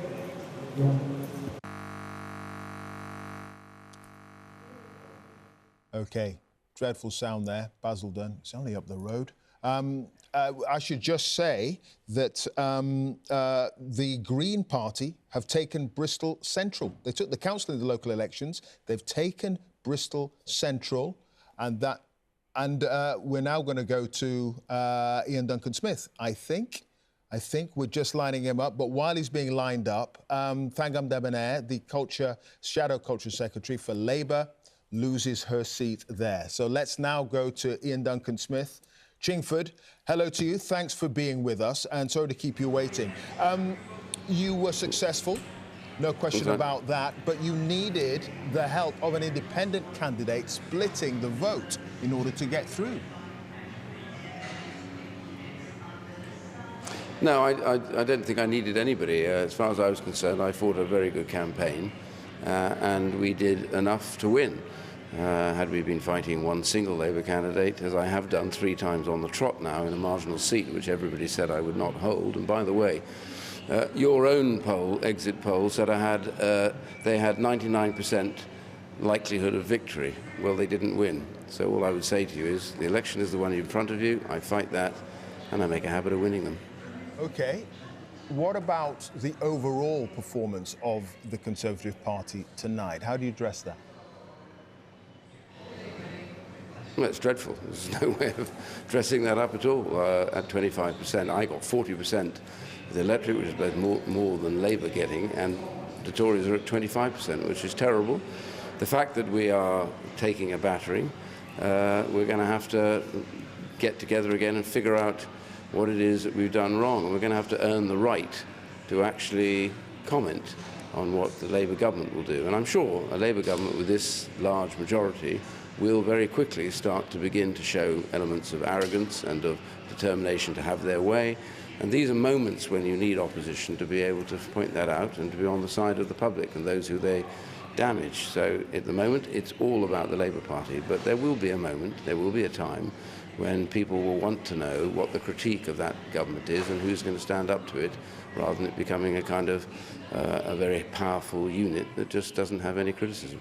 We just heard Suella Braverman's critique of what went wrong. She apologised, she said sorry, our party didn't listen to voters, made promises that they didn't keep. Where do you think it went wrong for the Conservatives? Well, I think one of the major things that we got wrong is we took constituents for granted. I've done nothing but relentlessly campaign and act on behalf of people in my constituency, and I think that's what got them out, because at the end of the day, they want to know that they can trust their MP. And I think the problem when you get too bogged down over a long period of time in government in Westminster is, if you're not careful, government becomes the sole purpose of your life, and it shouldn't be. At the end of the day, the constituency is a vital issue, and you need to learn from that exactly what the problems are. And from there, you take those up to central government, not the other way around.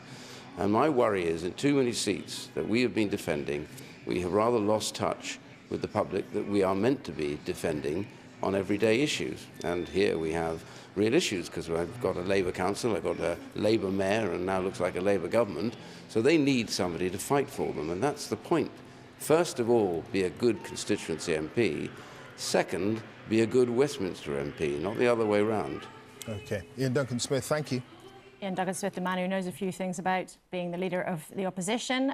We can see pictures of Sunak arriving at his count. There he is, the Prime Minister, just about to go through a door. That's the first glimpse, though, we've had of Rishi Sunak, who, as things stand, is leading his party to a historic defeat, having, in 2019, won a very, very healthy majority indeed of 80 under Rishi Sunak's leadership in the last 20 months that he's been in office.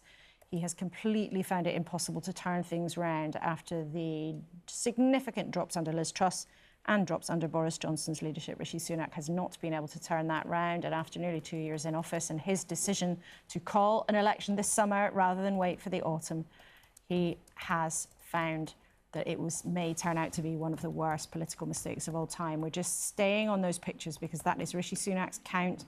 We may well see a glimpse of him coming into the hall for the count any moment now.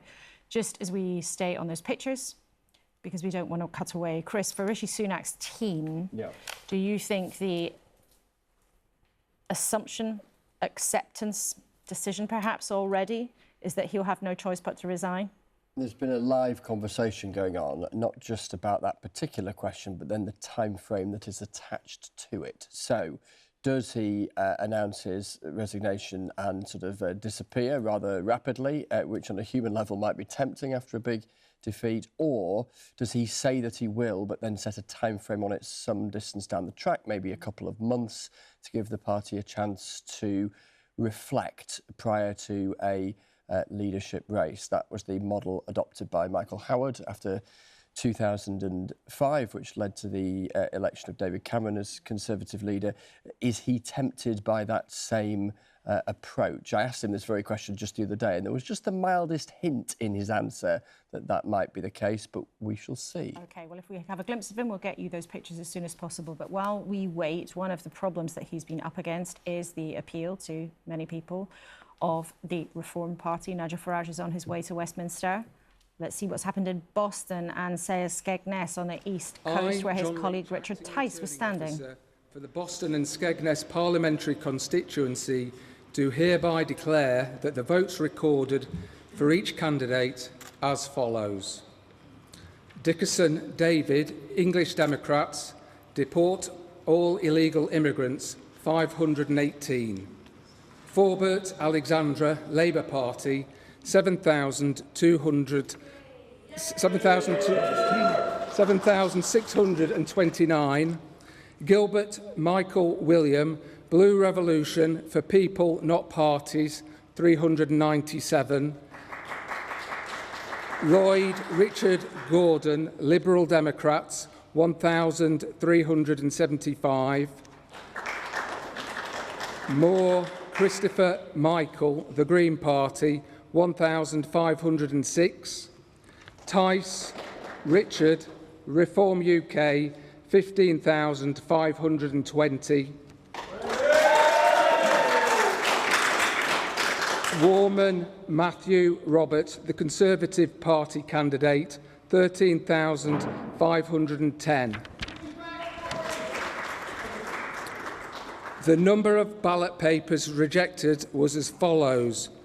Unmarked or void for uncertainty. Okay, so Richard Tice, 121. Chairman of Reform UK, takes that seat. Boston in Lincolnshire, heavy Leave voting area. In fact, the most Leave voting area in terms of votes during the referendum. A thumping majority there, 15,520. The fourth Reform MP return this evening. And we're going to hear. Thank you very much. This is without question the proudest day of my life. And I want to pay tribute to all of these constituents of Boston and Skegness that I'm now delighted to serve and represent. And I will do this to the very best of my ability. I want to thank the returning officer, all his brilliant staff, everybody for ensuring this democratic process happened successfully, safely, and also to thank the police. This really is quite extraordinary. What we've achieved from just 3 years ago as Reform UK. No one had heard of us. We were 0% in the polls. We had no money in the bank account. And I was sneered at and mocked by so many. Just 3 years later, across the whole of England, Scotland and Wales, millions and millions and millions of people have today voted for Reform UK. We're winning seats, we're coming second all over the country. It is truly remarkable. And I want to pay tribute to the brilliant team at Reform UK nationally who stuck with me through all that hard work and those challenges.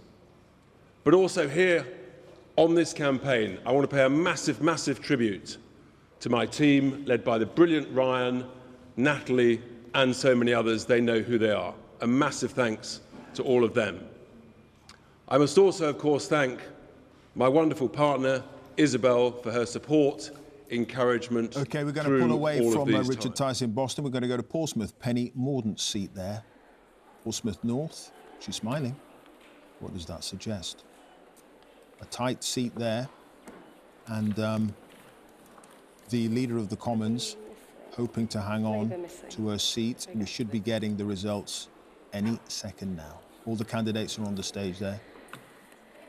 And we're waiting for the returning officer to decide. I mean, we've had so many ministers, 10 so far. It's gone up to 15. Go. It's 15. 15 ministers. It's now 15. So a real bloodbath for the Conservatives tonight. The BBC forecast officially is that we're on course for a Labour landslide with a majority of something like 160 seats as we wait for Penny Mordaunt's count there to be declared. Just seeing a Liberal Democrat and Conservative candidate in conversation. I'm hearing from the Liberal Democrats that the situation in Jeremy Hunt's seat in Surrey is too close to call. That is a fine battle between the Conservatives and the Lib Dems. A suggestion there might just be 100 votes in it. One of the things that emerging from the night so far is that this is not just about the Conservatives taking a hammering, but it points also to a real changing of the guard. So faces that have been familiar to our viewers over the years, whether it's Grant Shapps, Gillian Keegan, the Education Secretary, people who've been around, who've been in prominent jobs, are on their way out. Will Penny Mordaunt become the latest of them? Suggestions from Labour about half an hour or so was that it was very, very tight and they were feeling pretty hopeful. So is that a brave face or a guarded smile? We should know just in the next couple of minutes as we wait for the declaration there at Portsmouth North. And Portsmouth North is the type of seat that goes with the winning party, known as a bellwether, follows the straws in the wind, and hopefully the declaring officer, resplendent in that, I was going to say fancy dress, but that would be terribly official dress, will be giving us the declaration anytime soon. But it looks like they're still waiting for one of the candidates to turn up on the stage. Just as we wait, we can tell you... There's a Labour candidate we're waiting for, apparently. Oh, lip reading. Excellent. It's a handy skill on a night like this, Clive. It comes in very, very useful. Well, there we go. So we might get the result any second now that everyone is now on the stage. Of results for Portsmouth North constituency, and I would like to invite the Lord Mayor of Portsmouth to declare the results. Thank you very much, Natalie. I, Councillor Jason Fazakerley, returning officer for the Portsmouth North constituency, hereby declare that the total number of votes given to each candidate was as follows. Simon James Dodd, Liberal Democrat, 3,031. Amanda Louise Martin, Labour Party, 14,495.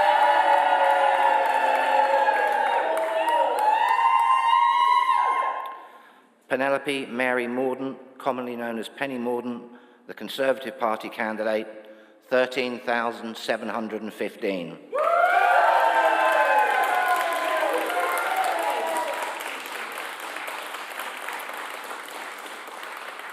Duncan Stewart Robinson, the Green Party, 1,851.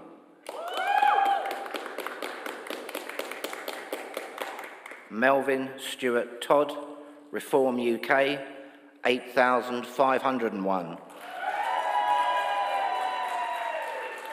I therefore give public notice that Amanda Louise Martin is duly elected as a Member of Parliament for the Penny Mordaunt, Portsmouth Leader of the North House, constituency. wannabe Prime Minister who ran to be the Conservative leader the last time round and still had aspirations of doing it, becomes the 16th Minister to lose her seat at 8 minutes past 4 on the morning of July the 5th, with a majority to the Labour candidate of only 780 votes. So a tough and tight fight, but Penny Mordaunt is out. Yep, Labour did it on a turnout of 59%. Again, a little bit low. Look at the share. Labour, 35%. The Conservatives, way down.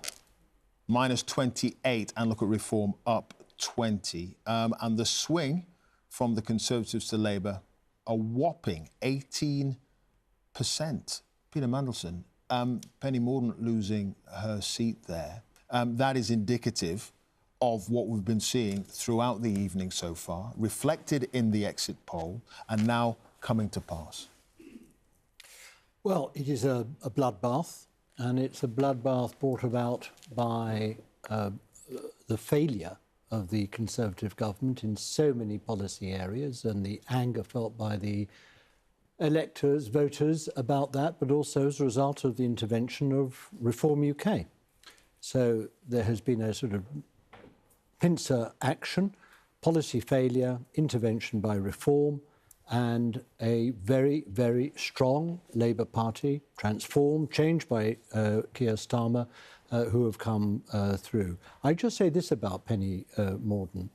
I feel that she's the sort of Conservative who would want to fight Reform, and I'm sorry that in that sense she's gone, whereas there are many other Conservatives like Suella Braverman who want to become Reform UK, and that is the fault line now which is emerging in the Conservative Party as a result of what's happening tonight. Diana Davidson, when the result came in, you looked absolutely gutted.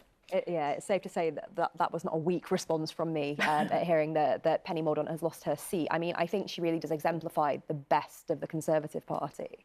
And I'm devastated for her, but devastated more so that a lot of Reform voters say that they're incredibly patriotic. They want someone who is a Brexiteer. Penny Mordaunt exemplified that. She exemplified the kind of leadership that I think the constituency needs. And it's such a shame that it was such a narrow margin. But incredibly brave of her to put on such a brave face on stage. And we'll listen to her in a few minutes when she gives her speech after the winning candidate from the Labour Party. But I wonder, Peter Mandelson was sketching out what he was claiming is already a dividing line. We can see, we heard it from Robert Buckland on stage, urging his party not to go in one direction. We heard then Suella Braverman, and we know that she comes from the right-wing tradition of the Conservative Party. She said that Nigel Farage should be part of the Conservative Party. I mean, where do you want to see your party go next? Well, there's a reason that I tweeted out that I fundamentally agreed with what Robert Buckland said earlier on this evening. I never thought that I'd be sitting on a panel on election night saying I agree with Peter Mandelson, but he said earlier that absolutely that the Conservative Party will only win on the centre ground. I'm going to stop you there because we're going to listen to Penny Mordaunt. We'll come back to you in a second. Let me cheer you up. Democracy is never wrong. I want to add my thanks to all those who have facilitated this election, the count, the police, those who man polling stations, the electoral team at Portsmouth City Council, and also to all candidates who've run in North and South, and in particular my running mate in the South, Sina Biddle. Congratulations, Amanda.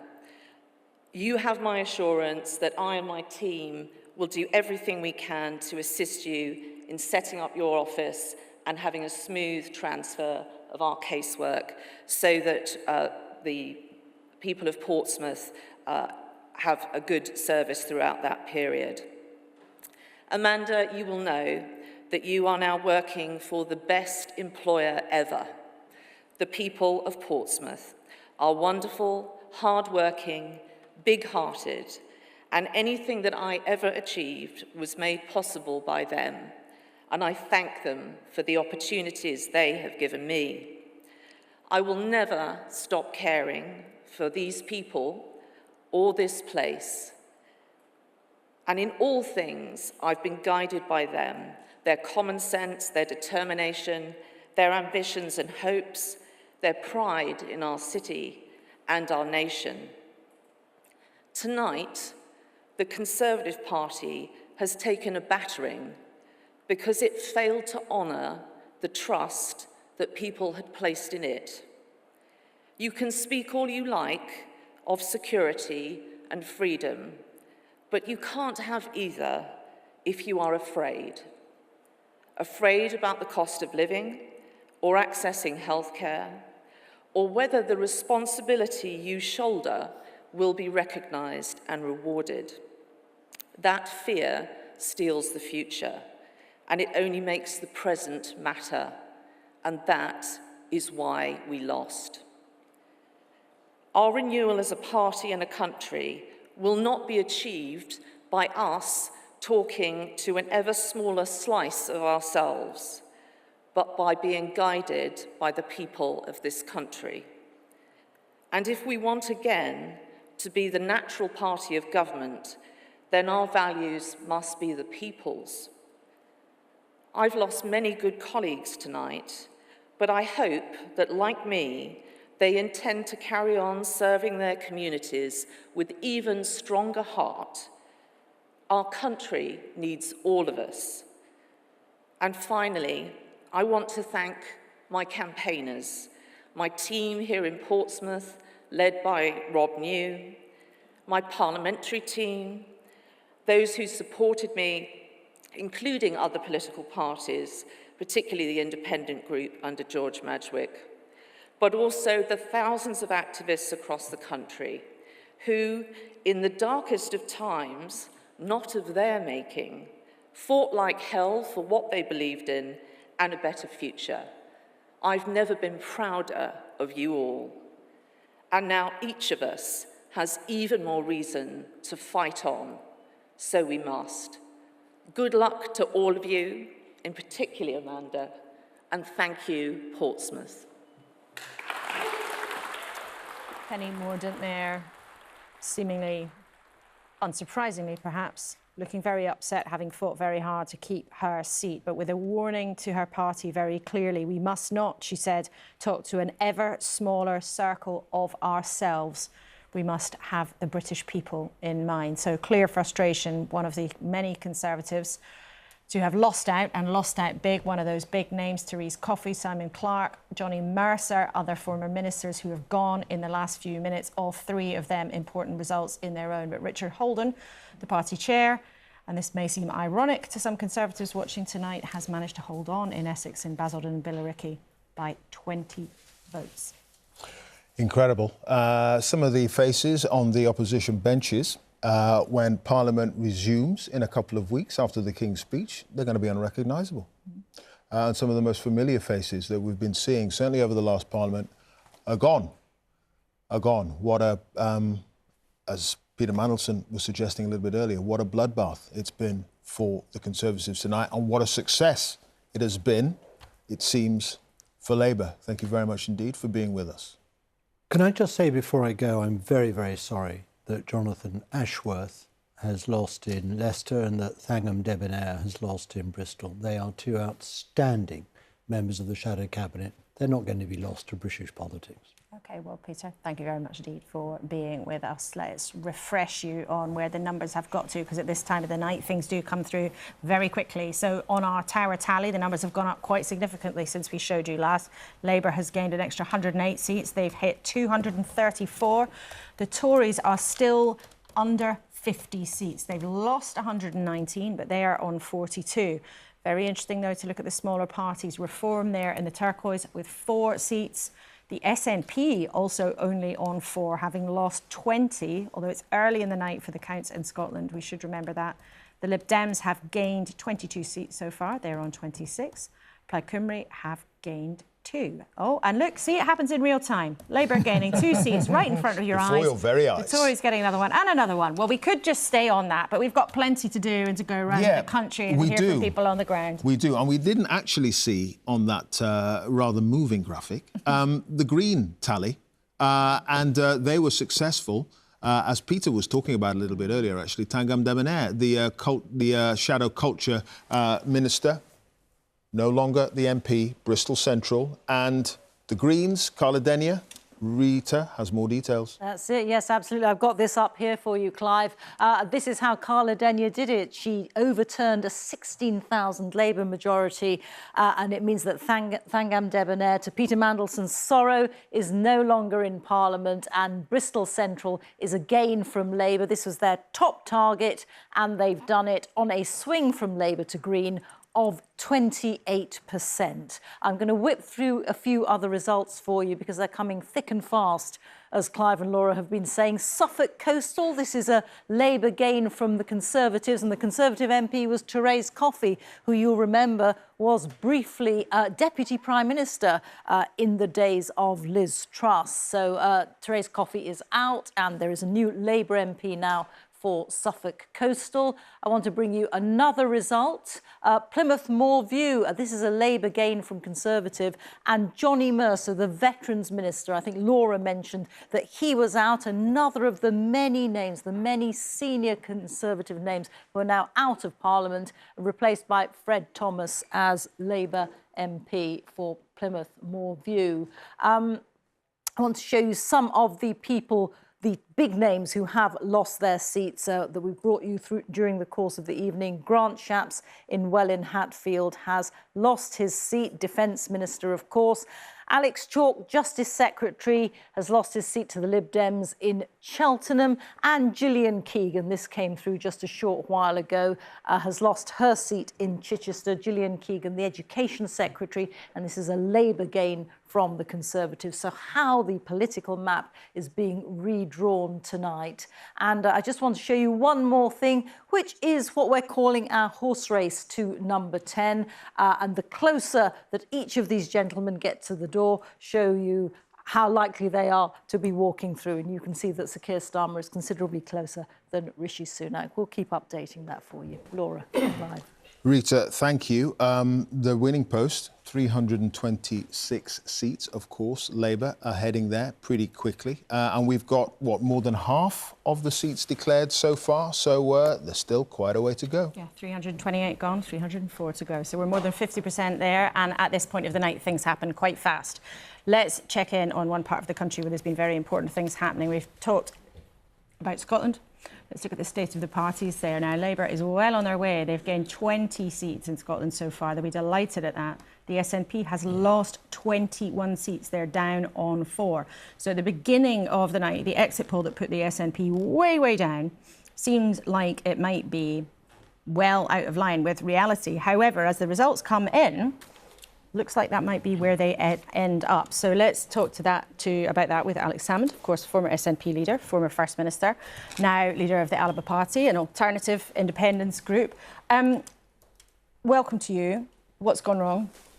With the SNP, well, it's agonising because it took myself and others like Jim Sowers and Alec Neil and Margaret MacDonald, 25 years to dislodge the Labour Party from its position of preeminence in Scottish politics. Now it's been handed back to them with virtually no effort whatsoever. So I find that both agonising, deeply frustrating and incredibly disappointing. I'm just going to stop you there. We've got Jacob Rees-Mogg declaration coming soon. Another prominent Conservative who's been at risk. Let's listen in to what's happening in Bath. As a Member of Parliament for the Bath constituency, do hereby give notice that the number of votes recorded for each candidate in this constituency is as follows. A-N-O-N. Forgive us, it's not Jacob Rees-Mogg's declaration. These things happen on election night. That It's is another actually the Bath in declaration, Bath. yes. We'll get back to it when we see Jacob Rees-Mogg on stage there. So, Alex I want Salmond. to see Rees-Mogg. Well, you will. You will. Don't Just, worry. you stay Have there, my man. patience. You stay there. Have He'll patience. We will. We will. We'll bring it to you live when we can. But that wasn't his turn. I think he might have been. I thought he was maybe hiding behind a giant teddy bear or whatever that person was dressed up on the stage. However, you said it's agonising to see what's happened with the SNP falling back. Haven't you actually been part of the problem? Because since you were out of the fold, you've been making as much trouble for them as you possibly can. No, we're trying to present an alternative strategy. To win elections, the SNP has to do two things. One, it has to demonstrate competence in government, which we did for a long time. And secondly, it has to have a strategy for getting to independence. Now, the problem with the current SNP, it has neither. And if it has neither, then you get absolutely gubbed, would be the colloquial expression in Scotland, as they have been tonight by the Labour Party. And those of us in Alapa have been trying to say, look, refine the way forward to independence. And that, of course, is now going to be the debate. Because Alapa's election was never tonight. Alapa's election is going to be 2 years' time in a proportional system, where that argument about using elections as the mandate for independence is going to be a very convincing one for many people who believe in independence. Remember, independence support's not the problem. It's at 50%. The SNP is the problem. It's at 30%. Well, as you suggest, independence support has, it stayed basically two big blocks between unionist opinion and independence opinion in Scotland for a long, long time. However, when it comes to the SNP falling back like this, they went to the electorate and said, if we get a majority of seats in Scotland, sending MPs to Westminster, we believe we'll keep pressing the case for independence and we'll be able to do that.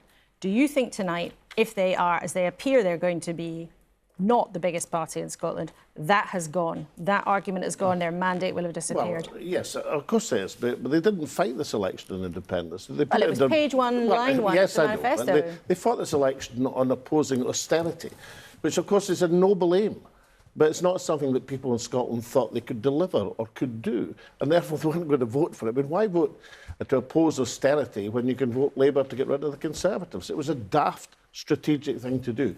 So that mandate's gone. The 2021 mandate's gone. Therefore, you have to seek a new mandate. No point in asking Sir Keir Starmer for a referendum. He's not going to give you it. He wasn't going to give you it even if you'd won all the seats in Scotland. Therefore, you have to use elections as giving a mandate for independence. Luckily, the second vote, the regional vote, in a Scottish election, the proportional vote, is actually the ideal ballot box opportunity to do that. But you've said then crystal clear, the mandate for the SNP to push for independence has gone based on tonight's results. No, the mandate to say we should have independence is gone, but you've got an election coming in 2 years. What you have to do in these 2 years is get the strategy right. But we're talking about tonight. I just want to be clear on this point, because the SNP went into this election saying, if we still have a majority of seats at Westminster, the signs tonight are they're really not going to do it. You've said that mandate will have gone. Because people would laugh at them if they tried to maintain that position. But luckily, there's an election for us in 2 years' time. Now, you have to come to terms with the huge number of frustrated people in the national movement who are so frustrated that in 10 years there's hardly been a move forward towards independence. Again, luckily, that election, a proportional election, gives the opportunity to do it. So instead of fighting each other in the first past the post election, you actually in a proportional election have the ability to build a majority between the independence parties. Except even in a proportional system, your party tonight is picking up 0.5% share of the vote. Well, we only contested a third of the seats. So, I think we're saving 0.5%. Well, OK, 2 deposits I think Alapa candidates will save tonight. Remember, in the Scottish election, you get seats on 5% of the vote. So don't dismiss the possibility of an Alapa breakthrough in 2 years' time. Otherwise, we might be back here in 2 years' time and I may have to remind you about it. Scotland's voice at Westminster is going to be a little bit diminished now, isn't it? If these results pan out. The easy stuff is gone. I mean, you know, obviously I was at Westminster when the SNP had 6 members of Parliament, and that's likely to be roughly the case again. You don't get, you know, handed 2 Prime Minister's questions every week. Therefore, you have to be inventive. You have to be determined. You have to make the weather, as opposed to sitting back and just accepting your place in the system. Whether the 6 or 7 MPs who survive have the capacity to do that, we'll see. Incidentally, whether Nigel Farage has the capacity to do that, we'll also see, because he'll be in the same position. The House of Commons is a big place. Small groups can be very lonely in that cavern of the House of Commons. Who do you blame? So you said the SNP's not made the case for independence and they've lost out for that, and they've also lost out because they haven't displayed competence. You were very close to Nicola Sturgeon once upon a time. She, of course, went. Then Hamza Yousaf had to go before that too long, the second First Minister in a matter of months. Who do you blame? Well, I mean, both Hamza and John Swinney have been handed a poisoned legacy, and the real descent into total chaos. Fault. Well, chaos and incompetence dates back 3 or 4 years. The obsession with issues which are both divisive and not central to Scottish opinion, like self-identification. I mean, that took 2 years, consuming the Parliament's time, dividing the country. Now, Hamza Yousaf and John Swinney, the difficulty there, excuse me, is that instead of, you know, sweeping the boards, saying let's have a fresh start on the people's priorities, let's reformulate our strategy for independence, they tried a sort of continuity, slightly moving things to one side. And as somebody said in an SNP leadership campaign quite recently, continuity doesn't cut it.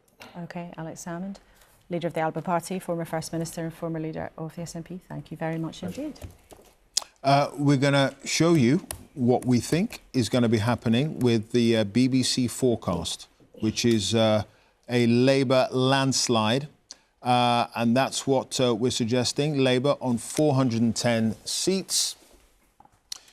And Keir Starmer would, of course, be Prime Minister. Rishi Sunak would be, and the Conservatives would be on 144. That's the BBC forecast now. The Liberal Democrats, it would be a good night for them if this is borne out, 58 seats. And the SNP, just talking to Alex Salmond there, 8 seats at the moment. And what time is it? It is just before 4:30 and the sun is beginning to rise. There it is, just beginning to rise on what is going to be a new dawn for British politics and what is very, very likely to be a whopping Labour majority and a new Prime Minister in Sir Keir Starmer. What will this country look like in 2-3 years' time? I think it's time for Swingometer. Jeremy. When in doubt, have the Swingometer. All right. Well, so here we have the needle down the centre, and we said before, if the proportions of the votes stay the same, the percentage swing would be 0, and all the blue seats would stay blue, and the red seats would stay red. These were the results last time, 2019. Now, the fascinating thing here is how Labour has built up, an extra 200 seats with a swing that's not much more than 10%. Have a look. So if they were to get a 12.7% swing in every single seat, they'd have a majority of 1. Based on the actual results, their swing is 10.5, and that gives them 96 seats, but they've got double that number. How have they done it? That's the question. We're in the beautiful position now where we've had enough results where we can put the exit poll to one side, and I will just populate the Swingometer with actual results now. So remember, the needle now showing the actual swing from actual results, 10.5%. But you immediately see what Labour's done. It's reached beyond 10.5 to 12%, taking Colchester, to 13%, taking Buckingham and Telford, to 14%, taking Thurrock and Bassetlaw.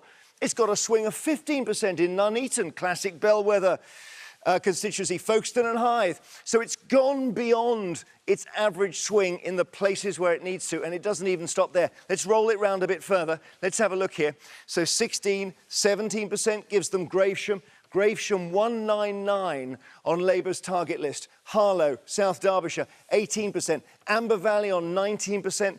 They even took Redditch and North Warwickshire on a 20% swing. And at this point, the Swingometer broke. We didn't think we were going to have to go beyond 20%, but somewhere around the back, we've got Lichfield and Tamworth, and let's think, Cannock Chase. Cannock Chase, somewhere, maybe it's even round the corner here, I don't know. 25% swing in Cannock Chase. So, this is what they've done. Let's show you a couple of graphs here, which will make it clear. On this side, these are Labour seats here. So Labour seats where they've held their own seats, look at that. Their performance is actually relatively modest. They're down 6% on last time. Conservatives down, but they didn't have a chance. Have a look now at the seats they're taking, Conservative seats. Look at what's happened to the Conservative vote here. And this is the story here. Down 26% in Conservative-held seats, seats that were held by them going into this election. Labour up 4, Lib Dems up 1 on average, and Reform shooting up 17%. But the Conservatives here getting minced. And that's why you've got this extraordinary situation of a swing for Labour in those seats going 19, 20, 21%. It's extraordinary. But this here, this column is the story. And that's what's happened. Jeremy, thank you for that. Jeremy Vine there. We are going to go straight to Carla Denyer, co-leader of the Green Party, and Bristol, the seat that you have just taken, Bristol Central. Yes, that's right. And I am feeling over the moon and so grateful for all of the support we've received from voters in Bristol Central and across the country. There's obviously a lot of results still to come in from elsewhere, but I've just been told that we've already surpassed 1 million votes, and we've got a number of very healthy second-place results in some of the constituencies that have already come out too. Yeah, you've got 1 million votes. You're over 1 million votes, in fact. Your vote share is up 4%. You did take the local council there in Bristol during the local election, so you had a good platform upon which to build to unseat Fancam Debonair. Yeah, that's right. We actually don't quite have overall control on Bristol City Council, but we are the largest party with 34 out of 70.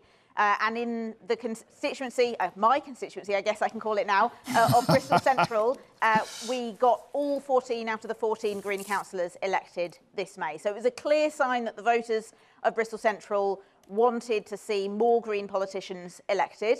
And although local and general elections are very different, so we didn't necessarily take that for granted, it was a good sign, and that's turned into reality. So hugely, hugely grateful to everyone who's voted for the Greens. And I think it's because, well, to be honest, we know that voters like our policies. There's been some independent polling that has showed large public support for policies like an increased minimum wage, better investment in public services, and even support for increasing taxes if you're doing it in a way that invests in public services in the way that it's so obvious to everyone needs to happen. And so we know that people agree with Green Party policies. For some people, their hesitation was whether the Greens could get in, but we're demonstrating comprehensively over the last 5 local elections and now in the general election that if you want Greens, you can vote Green and you'll get Green MPs. The problem is, however, for you, that you're only likely to get 2, 3 seats maximum, potentially, and getting your voice out there, being heard in the Commons. We're still waiting for Brighton Pavilion, of course, which is the seat that you've had for quite a long time. It's still going to be tricky, isn't it? Despite your increased vote share. Yeah, the UK does have a very unfair voting system. The first past the post, the only other European country that uses it for general elections is Belarus, hardly a club that we should want to be part of.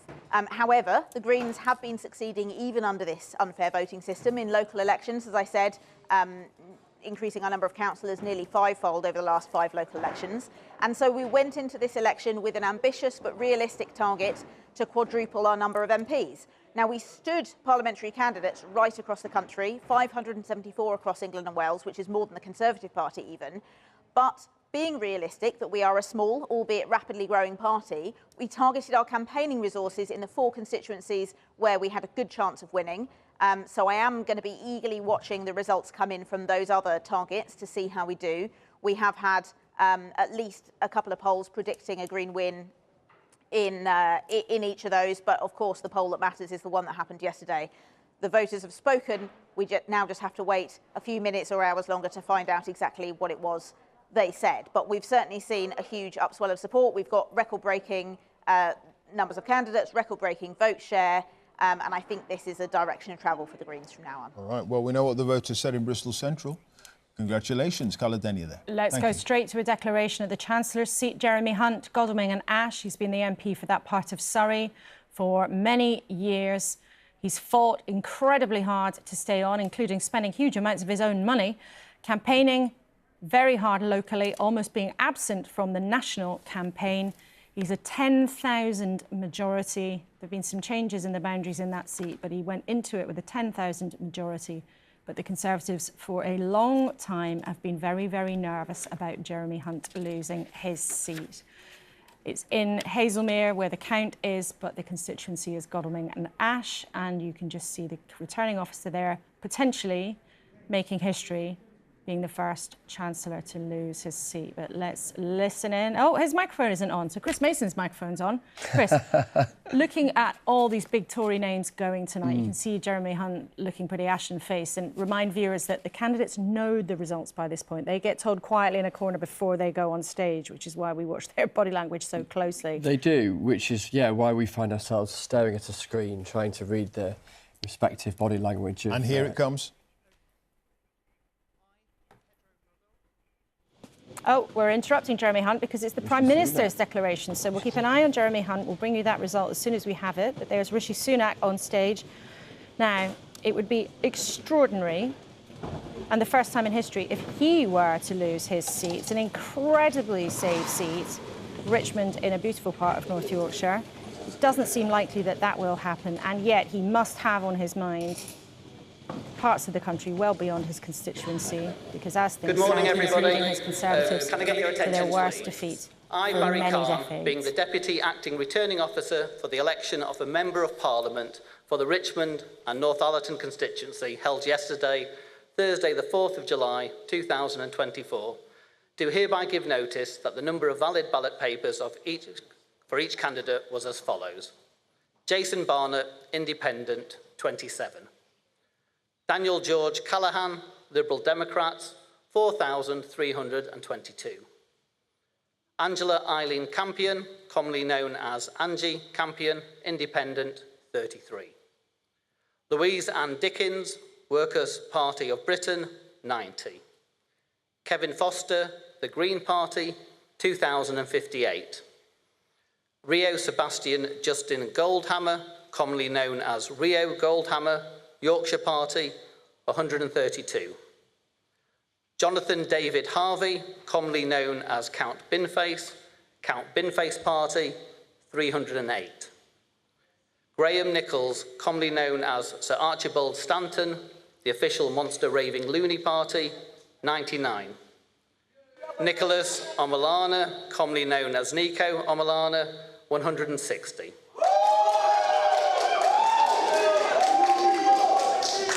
Brian Neil Richmond, Independent, 222. Rishi Sunak, Conservative Party, 23,059. Lee Martin Taylor, Reform UK, 7,142. Thomas James Wilson, commonly known as Tom Wilson, Labour Party, 10,874. I hereby declare that Rishi Sunak is duly elected. Congratulations, and we address So, the Prime Minister for now, Rishi Sunak, holds his seat in North Yorkshire. Quite clearly, what's happened at the same time is Jeremy Hunt, the Chancellor, has held his seat too in Surrey. But we're going to give you Rishi Sunak on the stage. Returning officer and all the team who've been working here at the count and at the polling stations today. You make our democracy possible. I'd also like to thank the police who have ensured that we can conduct this ballot here in North Yorkshire, but also across the country in safety. On this difficult night, I'd like to express my gratitude to the people of the Richmond and Northallerton constituency for your continued support. Since I moved here a decade ago, you have made me and my family feel so at home, and I look forward to continuing to serve as your Member of Parliament. It is an enormous privilege. I'm grateful to my agent and constituency team, and I congratulate my opponents here on the energetic and very good-natured campaigns that they have run. The Labour Party has won this general election, and I have called Sir Keir Starmer to congratulate him on his victory. Today, power will change hands in a peaceful and orderly manner, with goodwill on all sides. That is something that should give us all confidence in our country's stability and future. The British people have delivered a sobering verdict tonight. There is much to learn and reflect on, and I take responsibility for the loss. To the many good, hard-working Conservative candidates who lost tonight, despite their tireless efforts, their local records of delivery, and their dedication to their communities, I am sorry. I will now head down to London, where I will say more about tonight's result before I leave the job of Prime Minister, to which I have given my all. I will then return here, to my family's home, and I look forward to spending more time with you all in the weeks, months, and years ahead. Thank you. Well, an extraordinary admission on the stage from Rishi Sunak, the Prime Minister. He has just told the country, rather than wait for the results to come in, that Labour will form the next government. He says he's called Sir Keir Starmer to concede, to congratulate Labour on winning this general election. So, from the words of the losing Prime Minister leaving his count there, Labour has won this general election. And with Rishi Sunak giving the verdict that it will be Sir Keir Starmer who will walk into Downing Street tomorrow as only the 7th Labour Prime Minister in history, only the 5th Labour leader to win a general election. So the son of a toolmaker, as he's told us so often in the campaign, MP since 2015, Labour lawyer, now will become the next Prime Minister, according to the man who technically is the Prime Minister. I've never seen anything like it before, a concession and a congratulation. He will be heading straight to the King at some point tomorrow to tender his resignation. But yeah, there we have it at 4:45 in the morning. Rishi Sunak saying it's explicitly. Over. Yeah, that it is over, that he will only be Prime Minister for a matter of a handful of hours as he flies down to London to go and see the King. He's had that conversation with Keir Starmer and he anticipates, he knows that a Labour government is coming. But he made the point that he's going to stay on as MP. He's just won his seat. Indeed. He'd said that a couple of times on the campaign trail, but has said it again that, yeah, he will remain the MP. The big question will be for how long does he remain as Conservative leader? And he hinted, well, he said it explicitly, didn't he, that he will have more to say when he speaks in London. We will hear him speak in Downing Street in, 6 or 7 hours? I'm losing track of time. Yeah, 5 or 6 hours' time, mid-morning, I suspect. Does he say anything then, or does he say anything once he's spoken to Conservative colleagues in London about the timescale of his longevity as Conservative leader?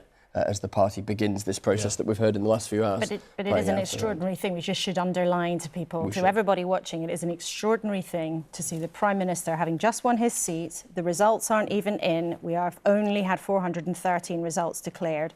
But you can see Rishi Sunak there perhaps trying to take back some control of what has been going on tonight by saying Labour has won, they will form the next government, and that he has already called Sir Keir Starmer to congratulate him.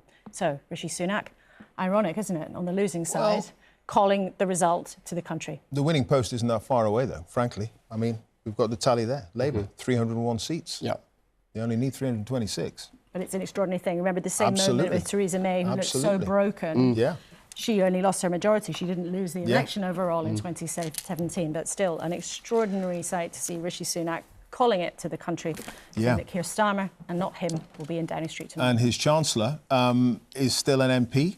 Jeremy Hunt. He survived in Godalming and Ash. It was close, though. It was close. This is his victory speech. I'm deeply honoured to have been chosen once again to represent the area I grew up in and love. And after a gruelling campaign, I want to thank the people of Godalming and Ash for putting their trust in me. I won't let you down. I also want to thank my extraordinary supporters. I have been truly humbled by the amazing work we have done together under Adam's leadership. Thank you for keeping the faith when nearly every national opinion poll said we'd lost. But across the country, tonight is a bitter pill to swallow for the Conservative Party. We have achieved much in government and the economy is transformed from where it was post-pandemic. Some Conservatives will wonder whether the scale of our crushing defeat is really justified. But when you lose the trust of the electorate, all that matters is having the courage and humility to ask yourself why, so that you can earn it back again. I was incredibly proud to serve under Rishi Sunak, but I wish the incoming Labour government well. Keir Starmer and Rachel Reeves are decent people and committed public servants who have changed the Labour Party for the better. Whatever our policy differences, we all now need them to succeed. I hope in particular they use their majority to make much-needed reforms to the NHS in a way that is sometimes difficult for Conservative governments to do. To Paul Follows, I offer my congratulations on being a tenacious and determined adversary, and I wish him well, as I do all the other candidates. Finally, a message to my family. I'm so proud of my wife. Despite not being born in this country, she's turned out to be the most formidable canvasser I know, alongside Sue and Andrew and John, of course. And a message to my children, who I sincerely hope are asleep now. This may seem like a tough day for our family as we move out of Downing Street, but it isn't. We are incredibly lucky to live in a country where decisions like this are made not by bombs or bullets, but by thousands of ordinary citizens peacefully placing crosses in boxes on bits of paper. Brave Ukrainians are dying every day to defend their right to do what we did yesterday, and we must never take that for granted. Don't be sad. This is the magic of democracy. Thank you. Well, Jeremy Hunt, the Chancellor, has held his seat there, but only by the narrowest of margins. Interesting, though, not the only speech tonight to strike a very gracious tone. So Conservative Chancellor has managed to hang on to his seat, but he will not be Chancellor tomorrow. No. State of the parties. Labour on 305 seats. They only need a few more to be officially the winners of the 2024 general election. The Conservatives on 64, down 152. Labour up 137. The Liberal Democrats are on 40, up 35. Reform have 4 seats, the SNP on 4. And Sinn Féin there, they don't take up their seats at Westminster, but they have 5 as well. So that's the state of play. Not long now before Labour will be crowned winners. That's absolutely right. Nearly at the 326 magic finishing line. Victoria Derbyshire has been with the Sunak camp. He looked pretty dejected on stage, Victoria. Not surprisingly, perhaps. But what does it feel like there where you are? Well, you could hear a pin drop, actually, Laura. It was so quiet. He is obviously despondent. He was speaking seriously, soberly. He was pretty dignified. But, I mean, he looked broken. He knows that he has led his party to an historic defeat. And actually, in this leisure centre in North Allerton in North Yorkshire, we witnessed power transferring, didn't we? Because he called it. He said Labour have won this election. He said he'd already called Sir Keir Starmer to congratulate him. And he said it was a difficult night for the Tories. That's probably an understatement. But he took responsibility for the loss. He walked in with his wife 5 minutes or so, 10 minutes or so before you saw him address the room here. And they looked downcast, it has to be said. It was muted in this room. He's left now. He's, as you heard, he's going to London shortly, and as he said, he will have more to say about his future later. But he made it clear here that he would be staying as the MP for this area for the coming weeks, months and years, he said. And we've spoken to a couple of the other candidates tonight who said, oh no, we think there'll be a by-election, you know, before the next 5-year parliament is out. Not so, said Rishi Sunak to his supporters and to his activists here tonight. So, a huge story. He has retained his seat, which he was always pretty hopeful of doing, let's be honest, but he has overseen this comprehensive battering by Labour and others. Victoria, thank you very much indeed. We've got some new guests. Well, Deanna, you're still with us. I'm here. Deanna Davison and Aisha Hazarika joins us as well, from our advisor to Ed Miliband. First of all, how would you sum up how this evening has gone? I think if you're a long-term Labour supporter, I cannot convey to you just the maelstrom of emotions that are going through us right now. You know, Labour has had a long, tough, brutal period in opposition. We operate as a political party not just to make speeches and be in virtuous opposition.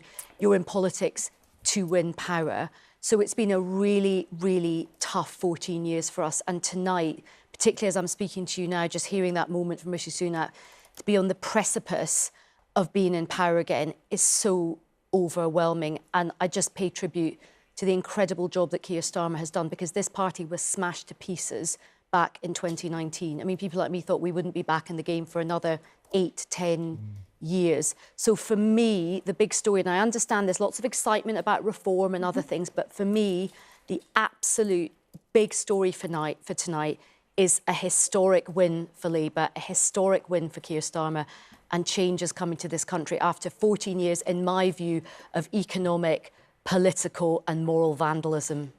Diana Davidson, for you as a Conservative, what did it feel like to see Rishi Sunak basically conceding there? I mean, for people watching at home, both of you, actually, your jaws dropped when he did that on the stage, but what went through your mind? I think it was a surprise because often there can be a tendency to kind of soldier on until things become clearer, but I think it's pretty clear. I mean, Labour only need a couple more seats, basically, to have crossed the threshold. So I think Rishi Sunak was right to concede at the point that he did. It felt more honest to do it that way than to wait. And I think his speech was incredibly gracious, you know, wishing Keir Starmer well, the fact he's already called him to congratulate him. And I agree with him. I mean, ultimately, we want a government that's going to serve the people well. Keir Starmer has won, and I sincerely hope that they're up to the task and really hope that they do well, until we can sweep back in next time around anyway. Well, see how long that takes. I mean, well, a big part of that, to be fair, is, and look, I know this myself, you know, having been part of the Labour Party for a long time, we've lost many elections. What's really interesting is the lessons that a party learns when it loses an election. And just looking, I thought Jeremy Hunt's speech was very, very gracious. By the way, maybe a potential leader that we're looking at, given that he's one of the few people that's kept his seat. He's tried it a few times before. But hey, the third time's a charm. But I just think that the big mistake that the Conservatives could make is what the Labour Party did when we lost elections. We retreated into our comfort zone, which was going further and further to the left. And I think the big mistake that the Conservatives will make is to think, right, just because Reform have done well, to sort of chase the Reform dragon, if you like. They have lost seats to the Labour Party. They've lost seats to the Liberal Democrats. The Greens have taken votes from them. If they just focus everything on reform, they will not be learning the lessons of what's happened to them. OK, we'll be back with you two in just a few minutes. We're going to talk to Stephen Flynn of the SNP, leader of the party at Westminster. Hello to you. Can you hear me? Stephen Flynn, hi there. Can you hear me? How are you? I'm fine. Yeah, more to the point, how are you? I can hear you now, yeah. Oh, jolly good, jolly good. More to the point, how are you? Because it's not looking good for the SNP. No, it's a very bittersweet night for me. I'm obviously delighted on a personal level to have received another victory from the people of Aberdeen South, and I thank them for that. But of course, as I turn away from the stage, I'm looking at TV screens which show my colleagues losing seats right across Scotland. It's not a reflection of their work, it's not a reflection of them. We've been swept aside by the Starmer tsunami, and the effect of that is there for everyone to see. The party is now going to have to reflect, to listen, and to rebuild, and we're going to have to do it very, very quickly. There's a challenge that's in front of us, probably a challenge that we've not faced in a significant period of time. But we're going to have to get on with the job and get that rebuilding work started. You sound shell-shocked, and you look shell-shocked. Was there any suggestion with you and the other SNP candidates out there on the ground that this would come? I'm probably looking a little bit shell-shocked. I've been awake for 24 hours, so forgive me for that. But yeah, no, nobody was expecting this scale of defeat, and it's fairly seismic and dramatic, and it's a very, very bleak night. We thought we were very much in the mix.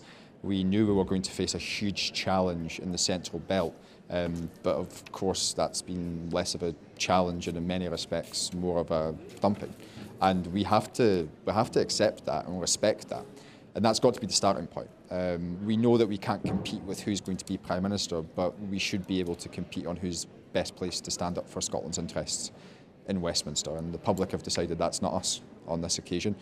That's going to require the party as a collective. It's going to require individuals, it's going to require politicians and indeed probably some of those who've been defeated as well to all come together to look in to open the curtains and look at some of the stuff that we've perhaps shied away from, seen where the damage has been caused, see what we can do better, listen to the public, regain their trust, rebuild, and I'm no doubt that under John Swinney's leadership we'll be able to do that. But for now, it's tough. Yeah, it's absolutely tough. Yeah, interesting. You say, look at the issues that you think you may have shied away from.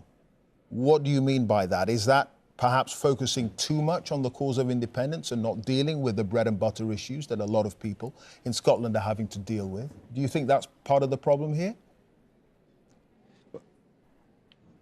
Well, you'll forgive me, and I'm sure your viewers will forgive me for not wanting to have that frank a conversation with yourself at 5 o'clock in the morning. I'm going to keep my views on that internal within the party. I'm going to obviously speak with the party leader, with other senior members, with everyone I possibly can, and listen to their views as well about what's went wrong, because we have to have the ability within the party to have that open discussion. I know under John's leadership we're going to be able to do that, and we're going to have to do it very quickly because time is against us. The Scottish Parliament elections are 18 months to 2 years away, and we need to be in a position OK, where we're going to cut in there. We've got a declaration in North Somerset. Sorry about that.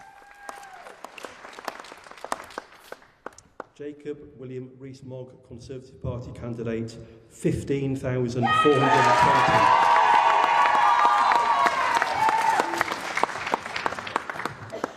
Dina Romero, Liberal Democrats, 3,878.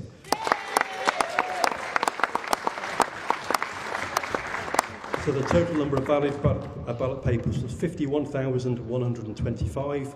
There were 142 rejected ballot papers, and I hereby declare that Dan Norris is duly elected to serve as the Member of Parliament for the North East Somerset and Hanham constituency.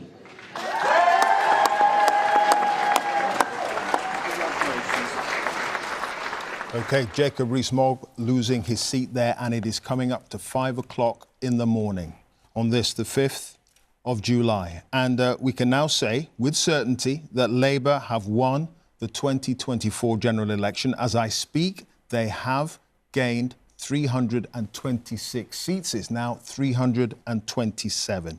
The size of the majority is still to be determined as the results continue to come in. But what a moment this is for Labour. And there is Sir Keir Starmer, who will become Britain's 58th Prime Minister. He's speaking in central London. He's the only fifth Labour Prime Minister ever to win a general election. A man who often presents a serious demeanour in public. But look at that grin from ear to ear. The supporters behind him cheer. The Union flag and the Saltire, look, they are being flown behind him as Labour has racked up seats in Scotland. Let's listen in to the new Prime Minister of the United Kingdom. We did it! You campaigned for it, you fought for it, you voted for it, and now it has arrived. Change begins now.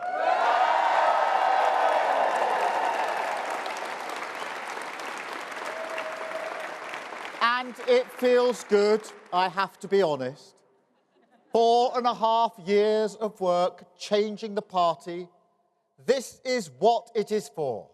A changed Labour Party, ready to serve our country, ready to restore Britain to the service of working people.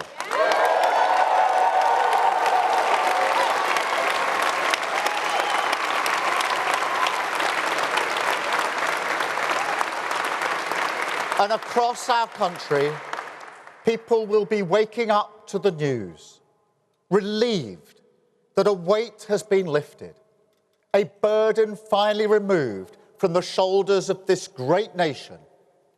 And now we can look forward again. walk into the morning, the sunlight of hope, pale at first, but getting stronger through the day, shining once again on a country with the opportunity after 14 years to get its future back.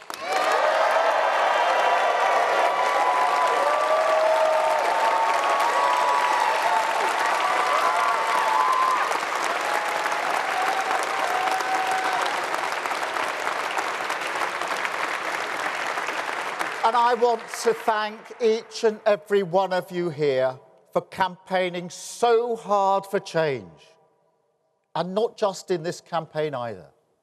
Also for these 4.5 years changing our party. The Labour movement is always everything's achieved, past and future, down to the efforts of its people. So thank you truly. You have changed our country.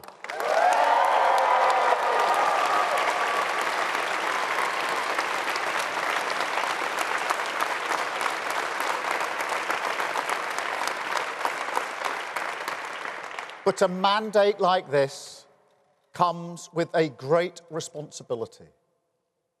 Our task is nothing less than renewing the ideas that hold this country together. National renewal. Whoever you are, wherever you started in life, if you work hard, if you play by the rules, this country should give you a fair chance to get on. It should always respect your contribution, and we have to restore that.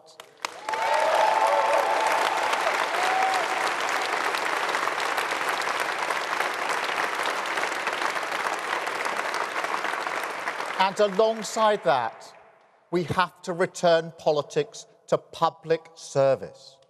Show that politics can be a force for good. Make no mistake, that is the great test of politics in this era. The fight for trust is the battle that defines our age. It is why we've campaigned so hard on demonstrating we are fit for public service. Service is the precondition for hope. Respect, the bond that can unite a country.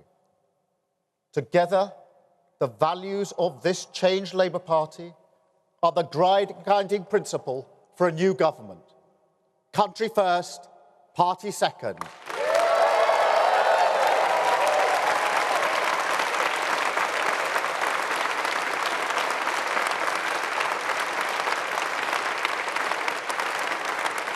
That is the responsibility of this mandate.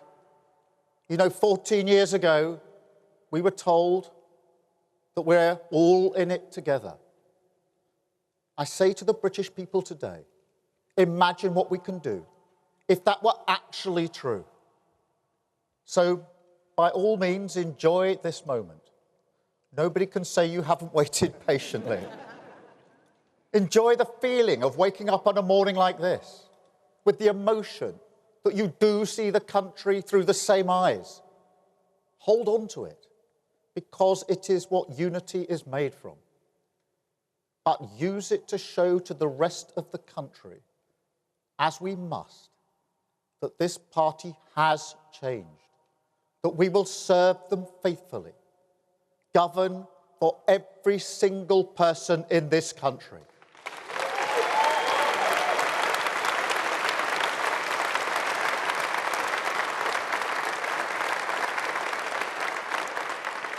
But also, don't forget how we got here.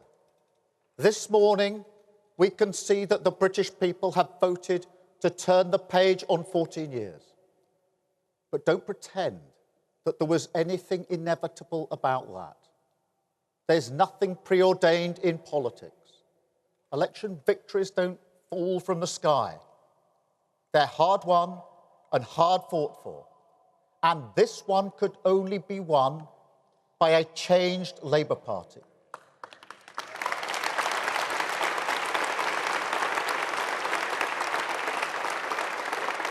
We have the chance to repair our public services because we changed the party. We have the chance to make work pay because we changed the party. We have the chance to deliver for working people, young people, vulnerable people, the poorest in our society, because we changed the party.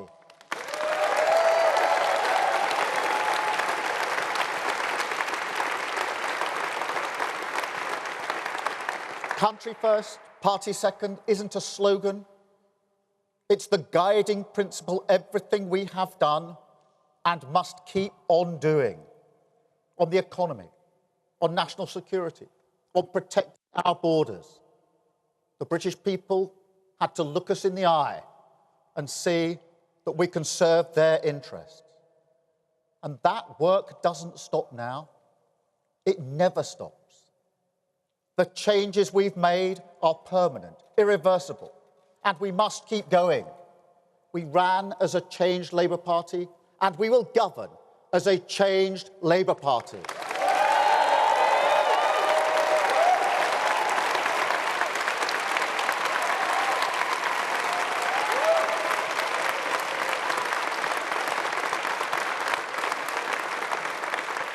I don't promise you it will be easy.